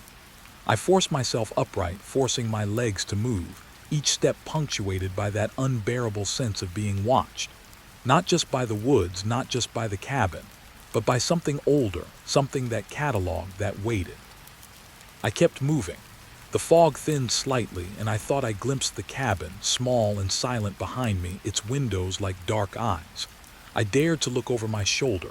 Nothing, only the mist, curling and drifting, swallowing the outlines of trees. But I knew the eyes hadn't left. They pressed through the fog, into my back, into my mind, cataloging my movement, marking me. Hours or minutes later, I reached the edge of the woods. The fog lifted slowly, reluctantly, but the feeling remained. The weight of eyes on my back, the knowledge that the drawer, the cabin, the slips of paper, they were not done with me. The forest had claimed them, yes, but they had claimed me too, if only in memory, in attention, in quiet persistence. I walked into the road, away from the woods, away from the cabin. The sun was rising, weak and gray. Relief should have followed, but it didn't. I could still feel those eyes, still hear the whisper of names threading through the fog, pressing into the spaces around me. And I knew, without looking back, that one day I would see them again. Perhaps in the mist, perhaps in a shadow, perhaps in a drawer waiting for the next curious hand. I didn't speak. My lips tasted of dust and fear. My legs ached. My chest burned. But the cabin, the drawer, the names, they were alive in memory now, following, cataloging, waiting. And I knew instinctively that the feeling wouldn't leave me, not for years, not for a lifetime. I had stepped into something older than the woods, older than my fear, and it had left its mark. The path was quiet, almost too quiet, but the rustling trees whispered as if arguing among themselves. Twilight had fallen fast, painting everything in dull orange and gray. And the maple leaves overhead trembled with the wind, or maybe with something else. I should have felt calm, walking this familiar stretch, but my skin prickled. Every step seemed to echo too loudly, as if the forest was listening, judging, waiting. I kept my eyes on the path, but the shadows between the trees danced differently now. Not the natural sway of branches, not the playful dip of sunlight fading behind hills. These shadows lingered, pooling at odd angles, stretching in ways that didn't match the light. I told myself it was a trick of the eye, that I was imagining it, but my chest tightened anyway. A snap behind me. My heartbeat jumped, not a branch breaking underfoot, too deliberate. I turned slowly, scanning the darkened edge of the path. Nothing, just the trees.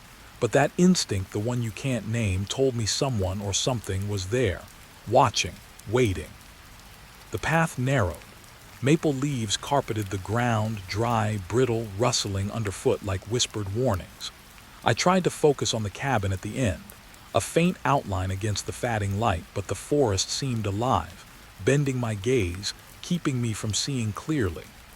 Each step brought the sensation closer, as if invisible eyes trailed my every move. I slowed, my ears strained. There was a faint rustling, always just behind, just out of view. It didn't belong to the wind. The sound moved with me. I stopped. Nothing. The leaves stilled. I forced myself forward, picking up my pace, but the sensation didn't leave. The forest was patient, and it knew I was aware of it now. A faint smell reached me then. Damp earth, decaying leaves, but there was something else. Metallic, coppery, like old blood. I swallowed hard, heart hammering. My steps became cautious, hesitant. Each footfall sounded too loud, too final, too exposed. I thought about turning back, but the cabin was close, just beyond the bend. Safety, I told myself. Maybe. The trees arched overhead, the last light of twilight slipping through in thin streaks. Shadows clung to trunks and roots, stretching across the path like dark fingers. I tried to shake the feeling of being watched, tried to convince myself I was alone. But every instinct screamed the opposite. Someone or something was following, timing me, measuring me. A crow cawed sharply above. Its wings beat against the cooling air, startling me. I stumbled slightly, catching myself on a tree. That's when I noticed it, a pattern in the leaves, footprints. Not human, too narrow, too long, and spaced impossibly evenly. They didn't match my steps, didn't match anything I'd seen before. They led parallel to the path, weaving in and out of the shadows, just ahead, just behind. My pulse spiked. I wanted to call out to break the silence, but my voice caught in my throat. The forest seemed to lean in closer.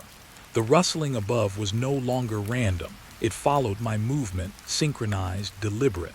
I took a deep breath and tried to steady myself. The cabin, just a few more steps, just beyond that next curve. The path dipped slightly, a shallow depression where fog had started to gather. It clung to the ground, curling around roots and rocks, muffling sound. I stepped into it and felt the air thicken, almost solid, pressing against my skin. Shadows pooled more densely, stretching in impossible directions, merging and separating as if breathing. I tried to tell myself it was only fog and evening light, but the feeling of eyes on my back intensified. I slowed again, scanning the forest. The path seemed longer than it should, the trees closer, denser, suffocating. The wind rustled the leaves in a rhythm I couldn't place, almost like words, almost like a chant. I shook my head. No, it couldn't be, just imagination. Yet my fingers itched for something to hold, a stick, a branch, anything. Safety in contact. Then I saw movement, a blur along the tree line, gone before I could focus. I froze. The shadows didn't move like that on their own. Something had stepped into view, quick, silent. Not far ahead, not behind, but alongside me in that liminal space the path carved between safety and forest. My throat tightened. My stomach twisted. The forest was not neutral. It was aware, waiting for me to notice. I kept walking, careful, silent, each step measured. The air tasted metallic again, sharper now. My ears picked up whispers, faint but insistent, brushing against my mind rather than my ears. Words I couldn't understand, phrases half heard repeating. I tried to ignore them, focusing on the cabin, that small square of structure in the fading light, promising walls and roof and door. But even that hope was tinged with dread. The maple trees thinned slightly. Twilight had almost vanished. The cabin came fully into view.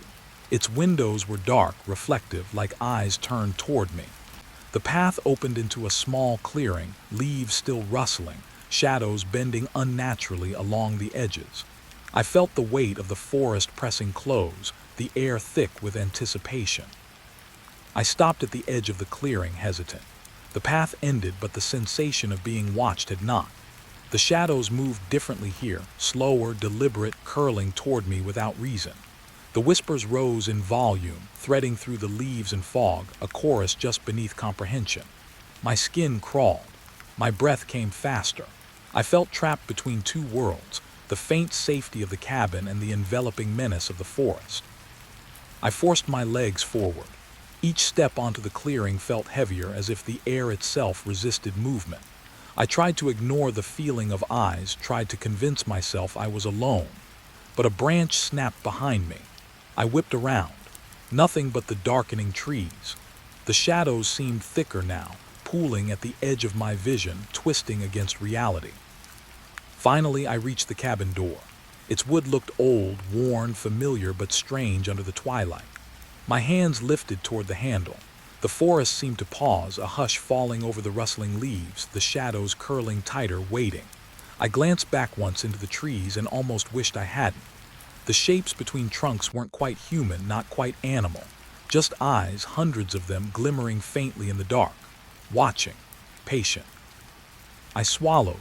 My hands touched the door. The handle was cold, heavier than it should have been. I tried to turn it, but it resisted, barely moving under my grip. My chest tightened.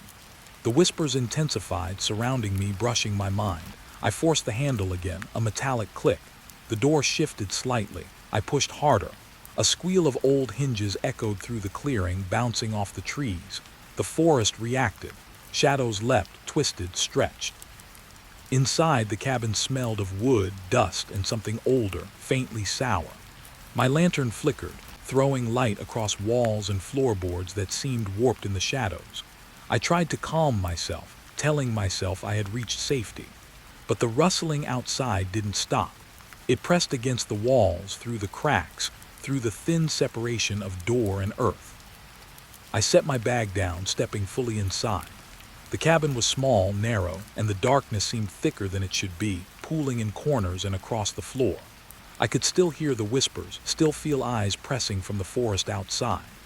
The path was behind me, obscured now by night and fog, and I realized with a sinking certainty that the forest didn't want me gone. It had marked me from the path, from the rustling leaves, from the shadows that followed me here. I closed the door, the handle cold in my hand. The cabin felt safer, yes, but fragile, temporary. I turned slowly, scanning walls, corners, the floor. Shadows shifted as I moved. The forest pressed just beyond the window, just beyond the walls, watching.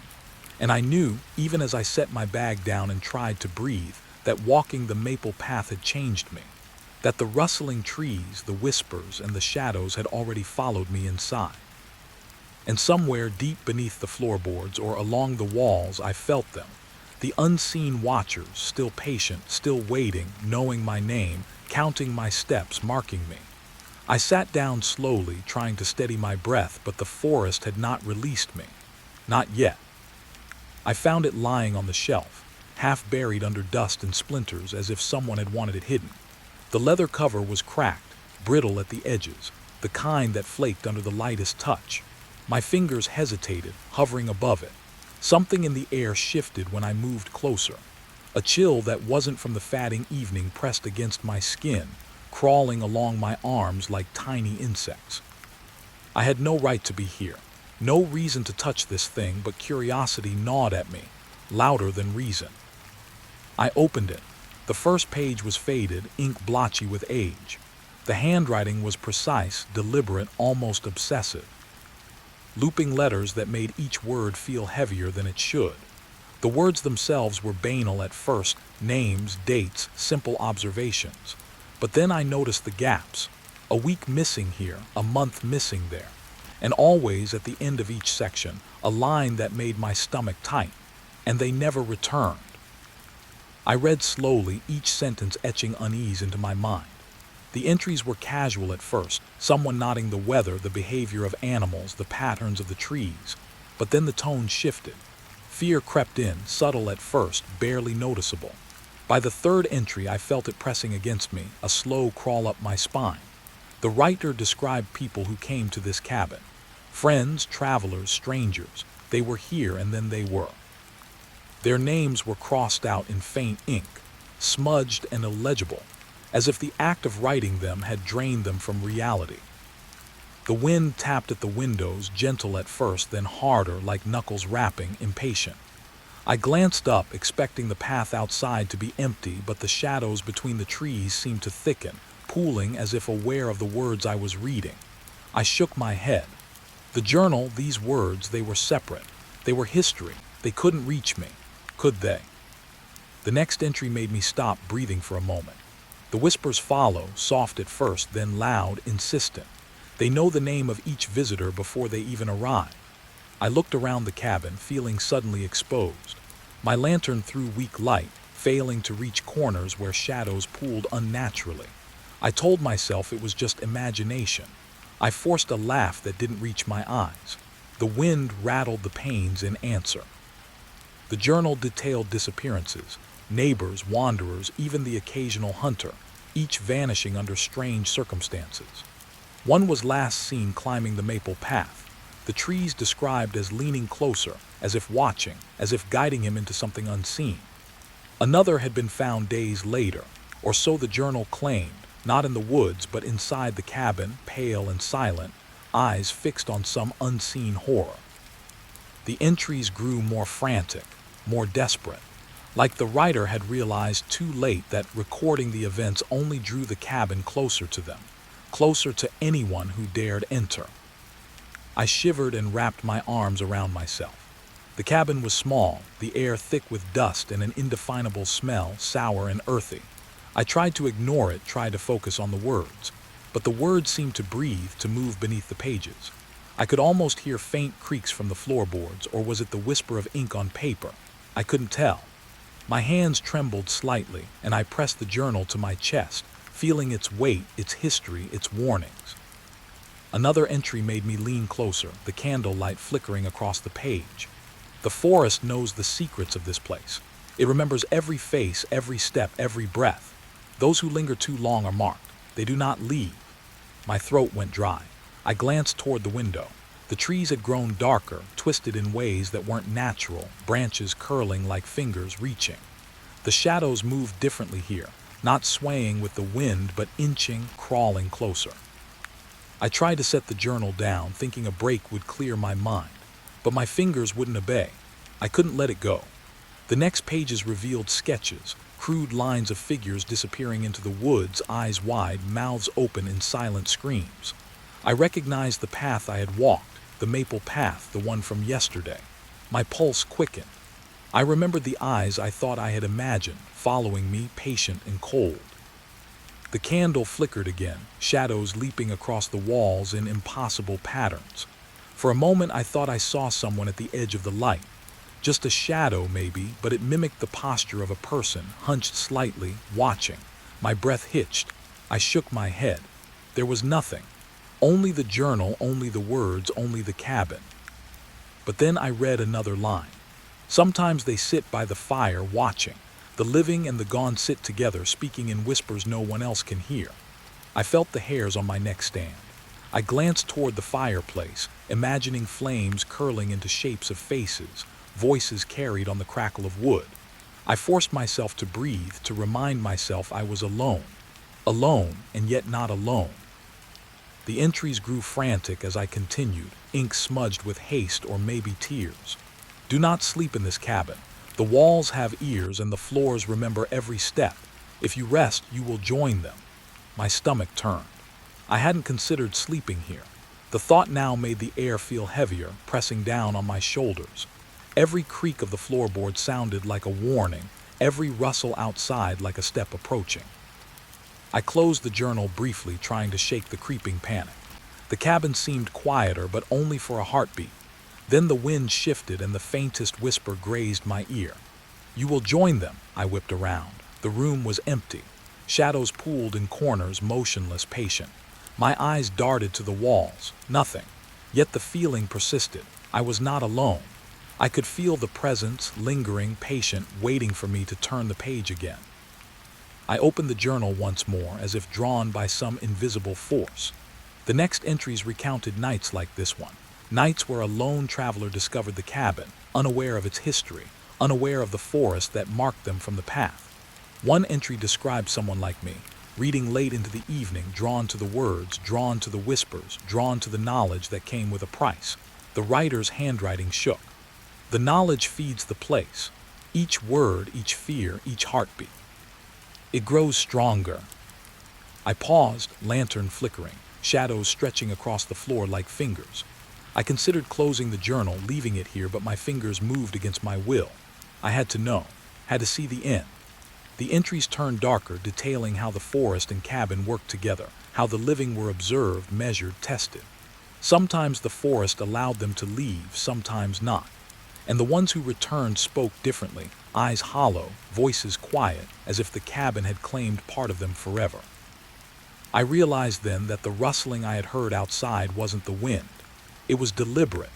Each movement among the trees was measured, aware, like the forest itself was observing my reading. My pulse quickened. I wanted to hide, to run, but the journal anchored me, demanded my attention. The wind outside carried whispers, faint but insistent, brushing against my skin like cold fingers. The final pages contained lists, names with dates, some scratched out, some circled, some both. Each name had a mark next to it, symbols I didn't understand. I recognized the handwriting. The first page, the last page, the same person who had watched, who had waited, who had recorded the fate of anyone foolish enough to enter. My own name did not appear, not yet, but the thought twisted my stomach. What if it would? I closed the journal, heart hammering. The cabin felt smaller now, the walls closer, shadows curling toward me. I put it back on the shelf, but the unease didn't leave. The whispers outside continued, soft at first, then rising in insistence. I felt eyes on me from the windows, from the forest beyond, and I knew that the cabin, the journal, the path, they were all connected, all patient, all watching. I left the lantern on the table and stepped toward the door. The air outside smelled the same, damp and metallic, like the earth had exhaled. I glanced back at the journal. The words seemed to shimmer faintly, as if alive, feeding on my fear. The forest beyond the clearing waited, patient, knowing, as I stepped onto the maple path once more. I didn't look back, but I felt it anyway. The journal, the cabin, the shadows, they followed. Not physically, not yet, but in some sense deeper, in the sense that each heartbeat, each step, each thought of mine was counted, recorded, remembered. The forest rustled around me, the path narrowing again, the twilight deepening. I walked, and the whispers followed, almost faint enough to ignore, but persistent enough to haunt the edges of my mind. By the time I reached the bend where the trees thinned, I felt the weight of history pressing down. Each name in the journal, each vanished traveler, each shadow that had lingered too long, none were gone. They were part of this place, part of the path, part of the watchful air around me. And I realized with a sinking certainty that knowing the cabin's story did not protect me. It marked me. It had already begun. I walked faster. The shadows shifted, lengthened, pulling along the edges of the path, curling around roots, brushing against ankles. The journal's words whispered inside my mind, the ink alive in memory. Those who linger too long are marked. They do not leave. My hands itched to touch it again, to read one last line, but I forced myself forward. The clearing came into view, faint moonlight spilling across the forest floor. Safety? I could not tell. Only the feeling that the story was not finished, that the cabin, the journal, the forest, they were patient, waiting for me to return. I paused at the edge of the clearing. The air was thick, damp, metallic. Whispers brushed my mind, brushing every thought with unease. I glanced back at the path. The cabin lay hidden behind the trees, shadowed, silent, patient. I forced myself to step forward, one foot, then another, but the feeling followed, grew heavier. I was alone and yet not. The forest and cabin knew me now. They had watched me read, they had learned my name, and I knew deep down that the story wasn't over. Not for me, not yet. The candle trembled before me, a small, fragile defiance against the darkness. Its flame stretched and bent, flickering like a heartbeat. I could feel the shadows gathering closer to the edges of the cabin, folding over themselves, waiting. I had hoped the journal's revelations were enough to satisfy my curiosity, enough to give me some control, but the flame's movement told me otherwise. Something, or someone, was here. It began as a whisper, barely audible, threading through the quiet. I froze, every muscle tight. The voice wasn't mine, and yet it carried a rhythm that felt almost familiar, human in cadence. It was fractured, disjointed, like memories broken and stitched together wrong. He came, never came back. Listen, my skin crawled. I scanned the room. No one. Only the candle, only the flickering light, only me. The words pressed against my mind more than my ears. I could feel the shapes of them, the edges of phrases scraping along my thoughts. The candlelight made the shadows dance on the walls, elongating them, twisting them into grotesque shapes that seemed to mimic the murmurs. I thought I saw a figure behind the flames, a faint outline, a silhouette that crouched near the floor. When I blinked, it vanished. I wanted to speak, to ask questions, but my voice stuck in my throat. The whispers came again, more insistent this time, a stuttering cadence that made my heart hammer. They watched, never left. You know now. I realized then that the cabin, the journal, and the flame were all conduits, pulling fragments of the past into the present. I felt it, a presence hovering just beyond perception, patient, observing. The candle shivered as if caught in a breeze that didn't exist. I leaned closer, drawn despite my fear. I could make out snippets now, broken confessions of people long gone, voices that might have been human once. I hid. He came, she screamed. Each fragment pressed like a finger on my mind, teasing memories I didn't have. How could I remember something I never lived? Yet I felt the pull, felt their urgency, their despair. I tried to leave the room, to step back into the hall, but the shadows twisted toward me, curling along my legs like fingers. Each step made them writhe. The whispers intensified, overlapping, layering stories of betrayal, of fear, of people swallowed by the cabin and the forest alike. I pressed my palms to my ears, but the murmurs seeped through anyway, vibrating inside my skull. Don't sleep, they wait, the fire remembers. I sank to the floor, back against the wall, and the candle flickered violently, throwing light across faces that weren't there. Shapes emerged in the dancing shadows. A woman with hollow eyes, a man clutching something unseen, children frozen mid-step. They weren't alive, yet they moved in the corner of my vision, stretching, bending, whispering. We were here, you see now, you hear now. The candle trembled as if it knew I was listening, as if it fed the voices. I forced myself to breathe. Each inhale rattled in my chest like broken glass. The voices receded for a moment, leaving an uneasy quiet. I dared a glance at the candle and then at the walls. The shadows had settled, but only partially, curling like smudges of smoke that refused to fade. I realized then that this presence wasn't just in the cabin, it was in me now. A residue left by their confessions, impossible to shake. I tried to write, to document what I heard, hoping that recording it would release it, anchor it, give me some semblance of control. But the words that came out of my pen weren't mine. They were fragments, phrases I didn't remember thinking. He waits, the fire burns them, names do not forget. My hands shook violently. The candle's light caught on the ink, smearing it into something unreadable. Panic twisted in my stomach. I had to stop. I had to escape. A cold breeze snaked around my neck, though the windows were closed. The whispers returned, circling me, wrapping around my consciousness like invisible chains. Listen, follow, we remember, you belong. I flinched, spinning around. The room was empty, yet the shadows clung unnaturally, stretching toward me with intent. I realized then that the candle wasn't just a source of light. It was a bridge, a signal, a witness to the confessions. I pressed my hands to the floor, feeling the wooden boards beneath me, the slight warp and unevenness of each plank. Each creak seemed amplified, carrying echoes of voices I didn't recognize, yet felt I should. You came too late, too early, wrong time, my mind reeled. I couldn't tell if these were memories or warnings or some cruel combination of both. I glanced at the shelf where the journal rested. It called to me, humming faintly in my thoughts, promising answers, promising truth. Trembling, I lifted it again. The pages turned themselves in my mind, revealing names, dates, and fragments of the stories I had just heard aloud in whispers. One entry made me freeze.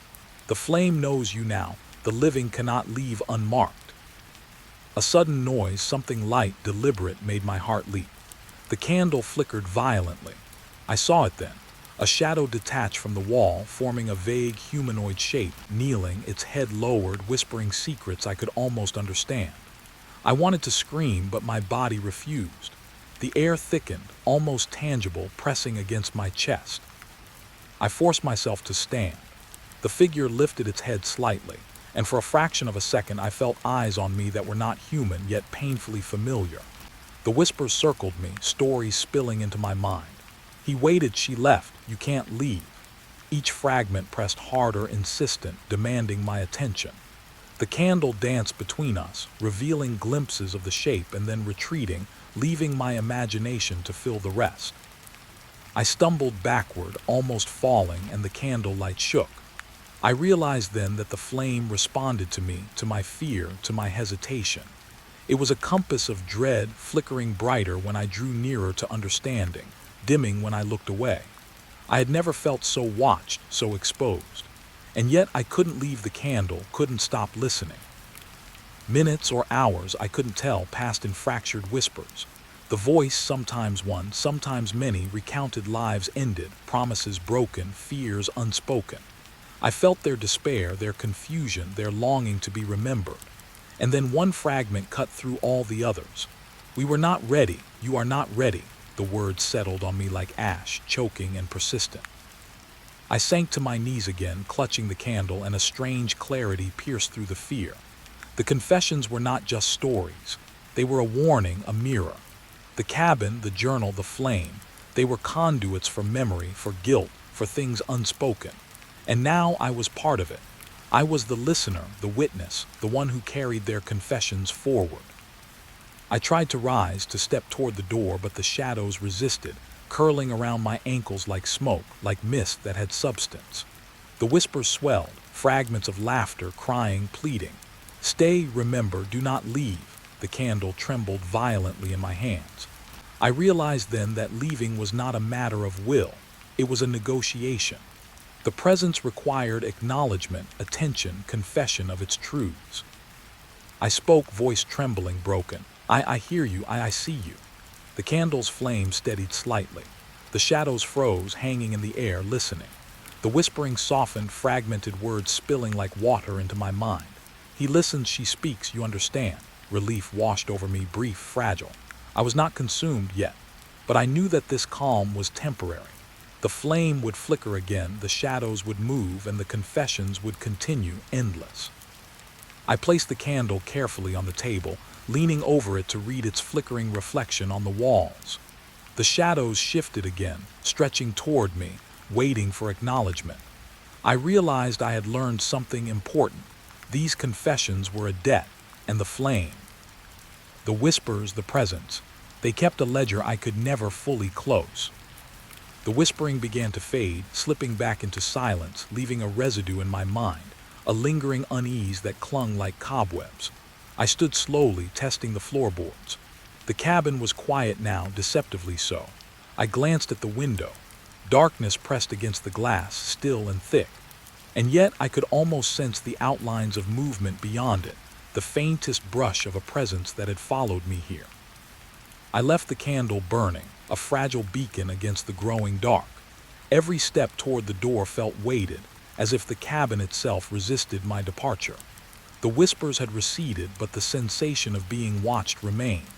And as I crossed the threshold, I felt their attention cling to my back, patient, curious, waiting. I knew they would not rest until I returned, until I listened again. Outside, the night was still, almost empty, yet I felt the warmth of the candle linger on my skin, the stories pressing from inside, the confessions clinging to me like a second shadow. I stepped onto the path, the air damp, the wind cold. I dared a glance back at the cabin. The light from the candle shone faintly through the window, and for a heartbeat, I thought I saw a figure in its glow, kneeling, whispering, patient. I walked faster.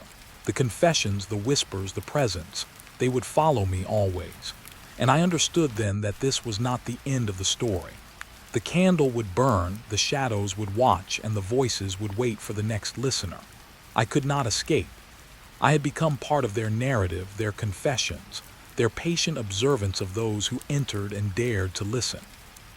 And in that moment I realized the truth. Some stories are not told to be finished. They are told to be remembered.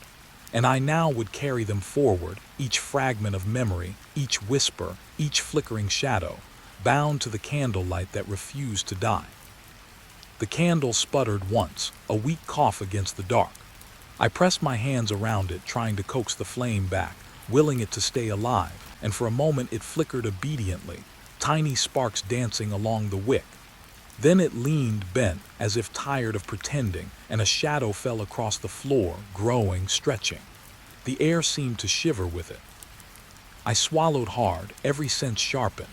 The damp wood beneath my feet, the faint smell of smoke, the way the shadows pooled in the corners. And then I heard it. Movement, soft, deliberate, just outside the cabin walls.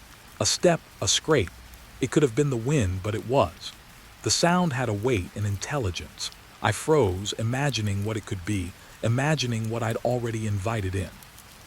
The candle dipped again, throwing a sliver of light across the room, just enough to show the corners writhing with shadows. They had always been there, of course, but now they seemed bolder, sharper, more defined. I realized with sudden clarity that the shadows were responding to the dying flame, stretching toward it, pulling themselves up like creatures climbing out of black water. I tried to speak, to say something, anything, to assert my presence. My throat was dry. "Who's there?" The words caught halfway, strangled by fear. The darkness answered not with sound, but with sensation, a pressure in the air, a subtle vibration against my skin. Something was circling the cabin just beyond the threshold of light, patient, watching, waiting. I crouched closer to the candle, hugging it as if proximity alone could protect me. And then the wick wavered one last time and died. The light vanished, leaving me in a heavy, absolute darkness. My eyes strained, futile, searching for shapes that no longer existed. My ears tuned to the silence, but it was not quiet. The soft, deliberate movement outside became clearer, closer, yet I could not see it. It was everywhere and nowhere. I reached for the journal, groping along the table, hopping to anchor myself, to hold on to something familiar. My fingers brushed the cover. The texture was real, grounding. Yet the whispers began again, faint at first, then stronger, carried through the walls as if the cabin itself was speaking. "You stay, you watch, you remember." The words pressed on my mind, familiar fragments that refused to let me forget. I dared a step backward toward the door. My foot touched the floorboards and they groaned under weight and tension. I paused. Movement outside shifted, almost in rhythm with me, like a shadow following the sound of my breath. I knew instinctively I should leave, run, escape, but my body betrayed me, frozen by dread and fascination. The cabin had me, and the darkness beyond it had me in turn. I thought of the candle's flame, how it had clung, how it had fought. For a heartbeat, I imagined it still flickering, a small beacon, a protector. Then I realized that I'd been imagining. It was gone, and with it, whatever small hold I had over this place vanished too. The shadows, once tethered to flame, were untethered now, drifting free in the blackness, closer with every heartbeat. A whisper, sharper now, almost audible, grazed my ear. "The last one leaves, the flame dies." It was neither malevolent nor kind, only inevitable. I spun, reaching for any source of light, my hand catching the journal, the wooden edge of the table, a wall, but nothing offered comfort. The cabin felt alive, breathing with me, around me, as though it had been waiting for this moment. The sound outside intensified, careful steps on gravel, a drag across wood, something soft brushing against the walls. I couldn't see it, couldn't predict it. It was patient, aware, moving in a rhythm that unsettled me down to my bones. I realized then that the candle's last flicker had been a signal, a beacon marking the end of what was safe. I pressed my hands against my ears, trying to block the sounds, but it didn't help. The movement didn't just scrape the cabin, it resonated through it, vibrating through the floor, the walls, the air. I could feel it in my chest, a deep, slow pulse. The darkness had weight, and it bore down on me, waiting for me to break, to acknowledge it. I stumbled, almost falling, and felt the floorboards shift beneath me, as though the cabin itself had subtly moved. Shadows swirled around me, disorienting, impossible to map. I couldn't tell what was solid, what was a trick of memory or fear.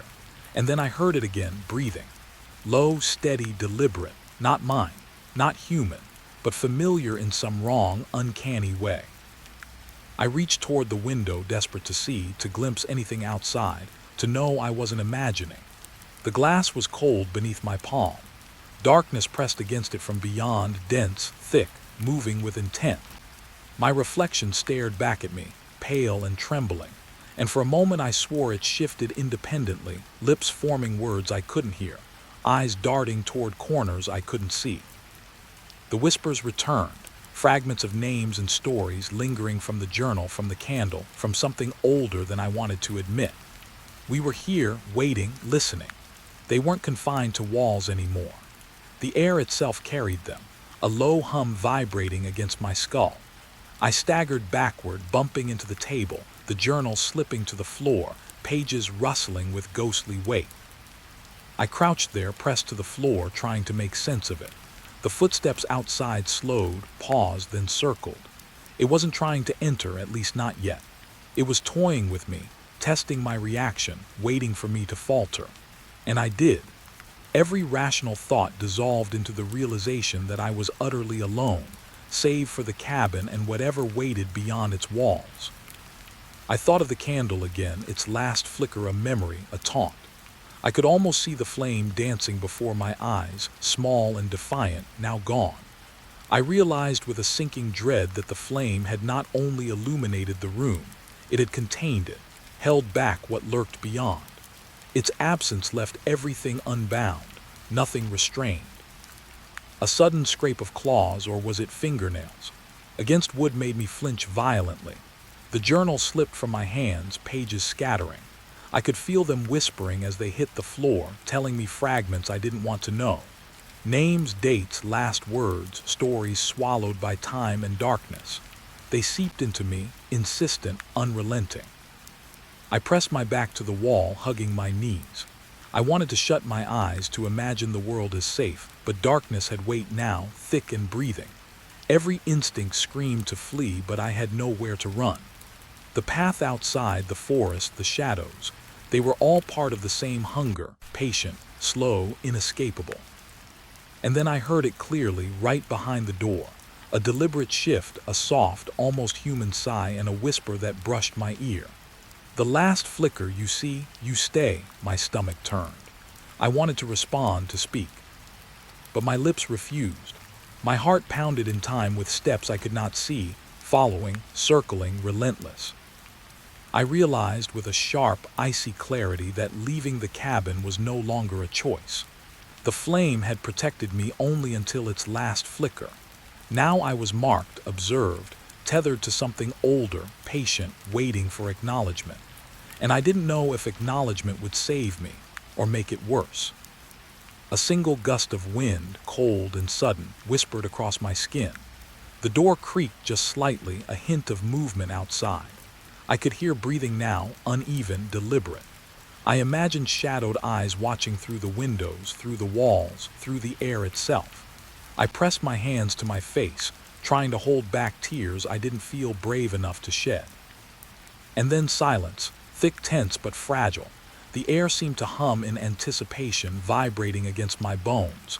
I dared a glance toward the door, toward the windows. Nothing moved, and yet I knew it was there, waiting, patient, observing. I wanted to leave, to step out into the night, but my legs refused. The cabin had become a trap and a witness, and the darkness outside was a presence I could not name. The last flicker of candlelight had ended, and with it, everything familiar. I was left with only shadows, sound, and the suffocating certainty that I was being watched, relentlessly. I didn't move. I didn't breathe too loudly. I only listened and waited and understood that some things did not need to enter the room to consume it. The air, the walls, the floors themselves had become a medium for observation, and I was the audience, the vessel. Outside, the night continued, still and empty, except for the subtle, deliberate movements of something I could not see. I had no frame for it, no story to contain it, no candle to keep it at bay. I was left in darkness, my heartbeat the only measure of time, my mind the only witness to the lingering presence that had followed the last flicker. And as I sank to the floor, curling into myself, I realized that terror did not always announce itself. Sometimes it waited. Sometimes it followed silently, infinitely patient, infinitely aware, and infinitely unseen. I could not tell where the cabin ended and the presence began. I could only feel it and know that the night outside would not let me go.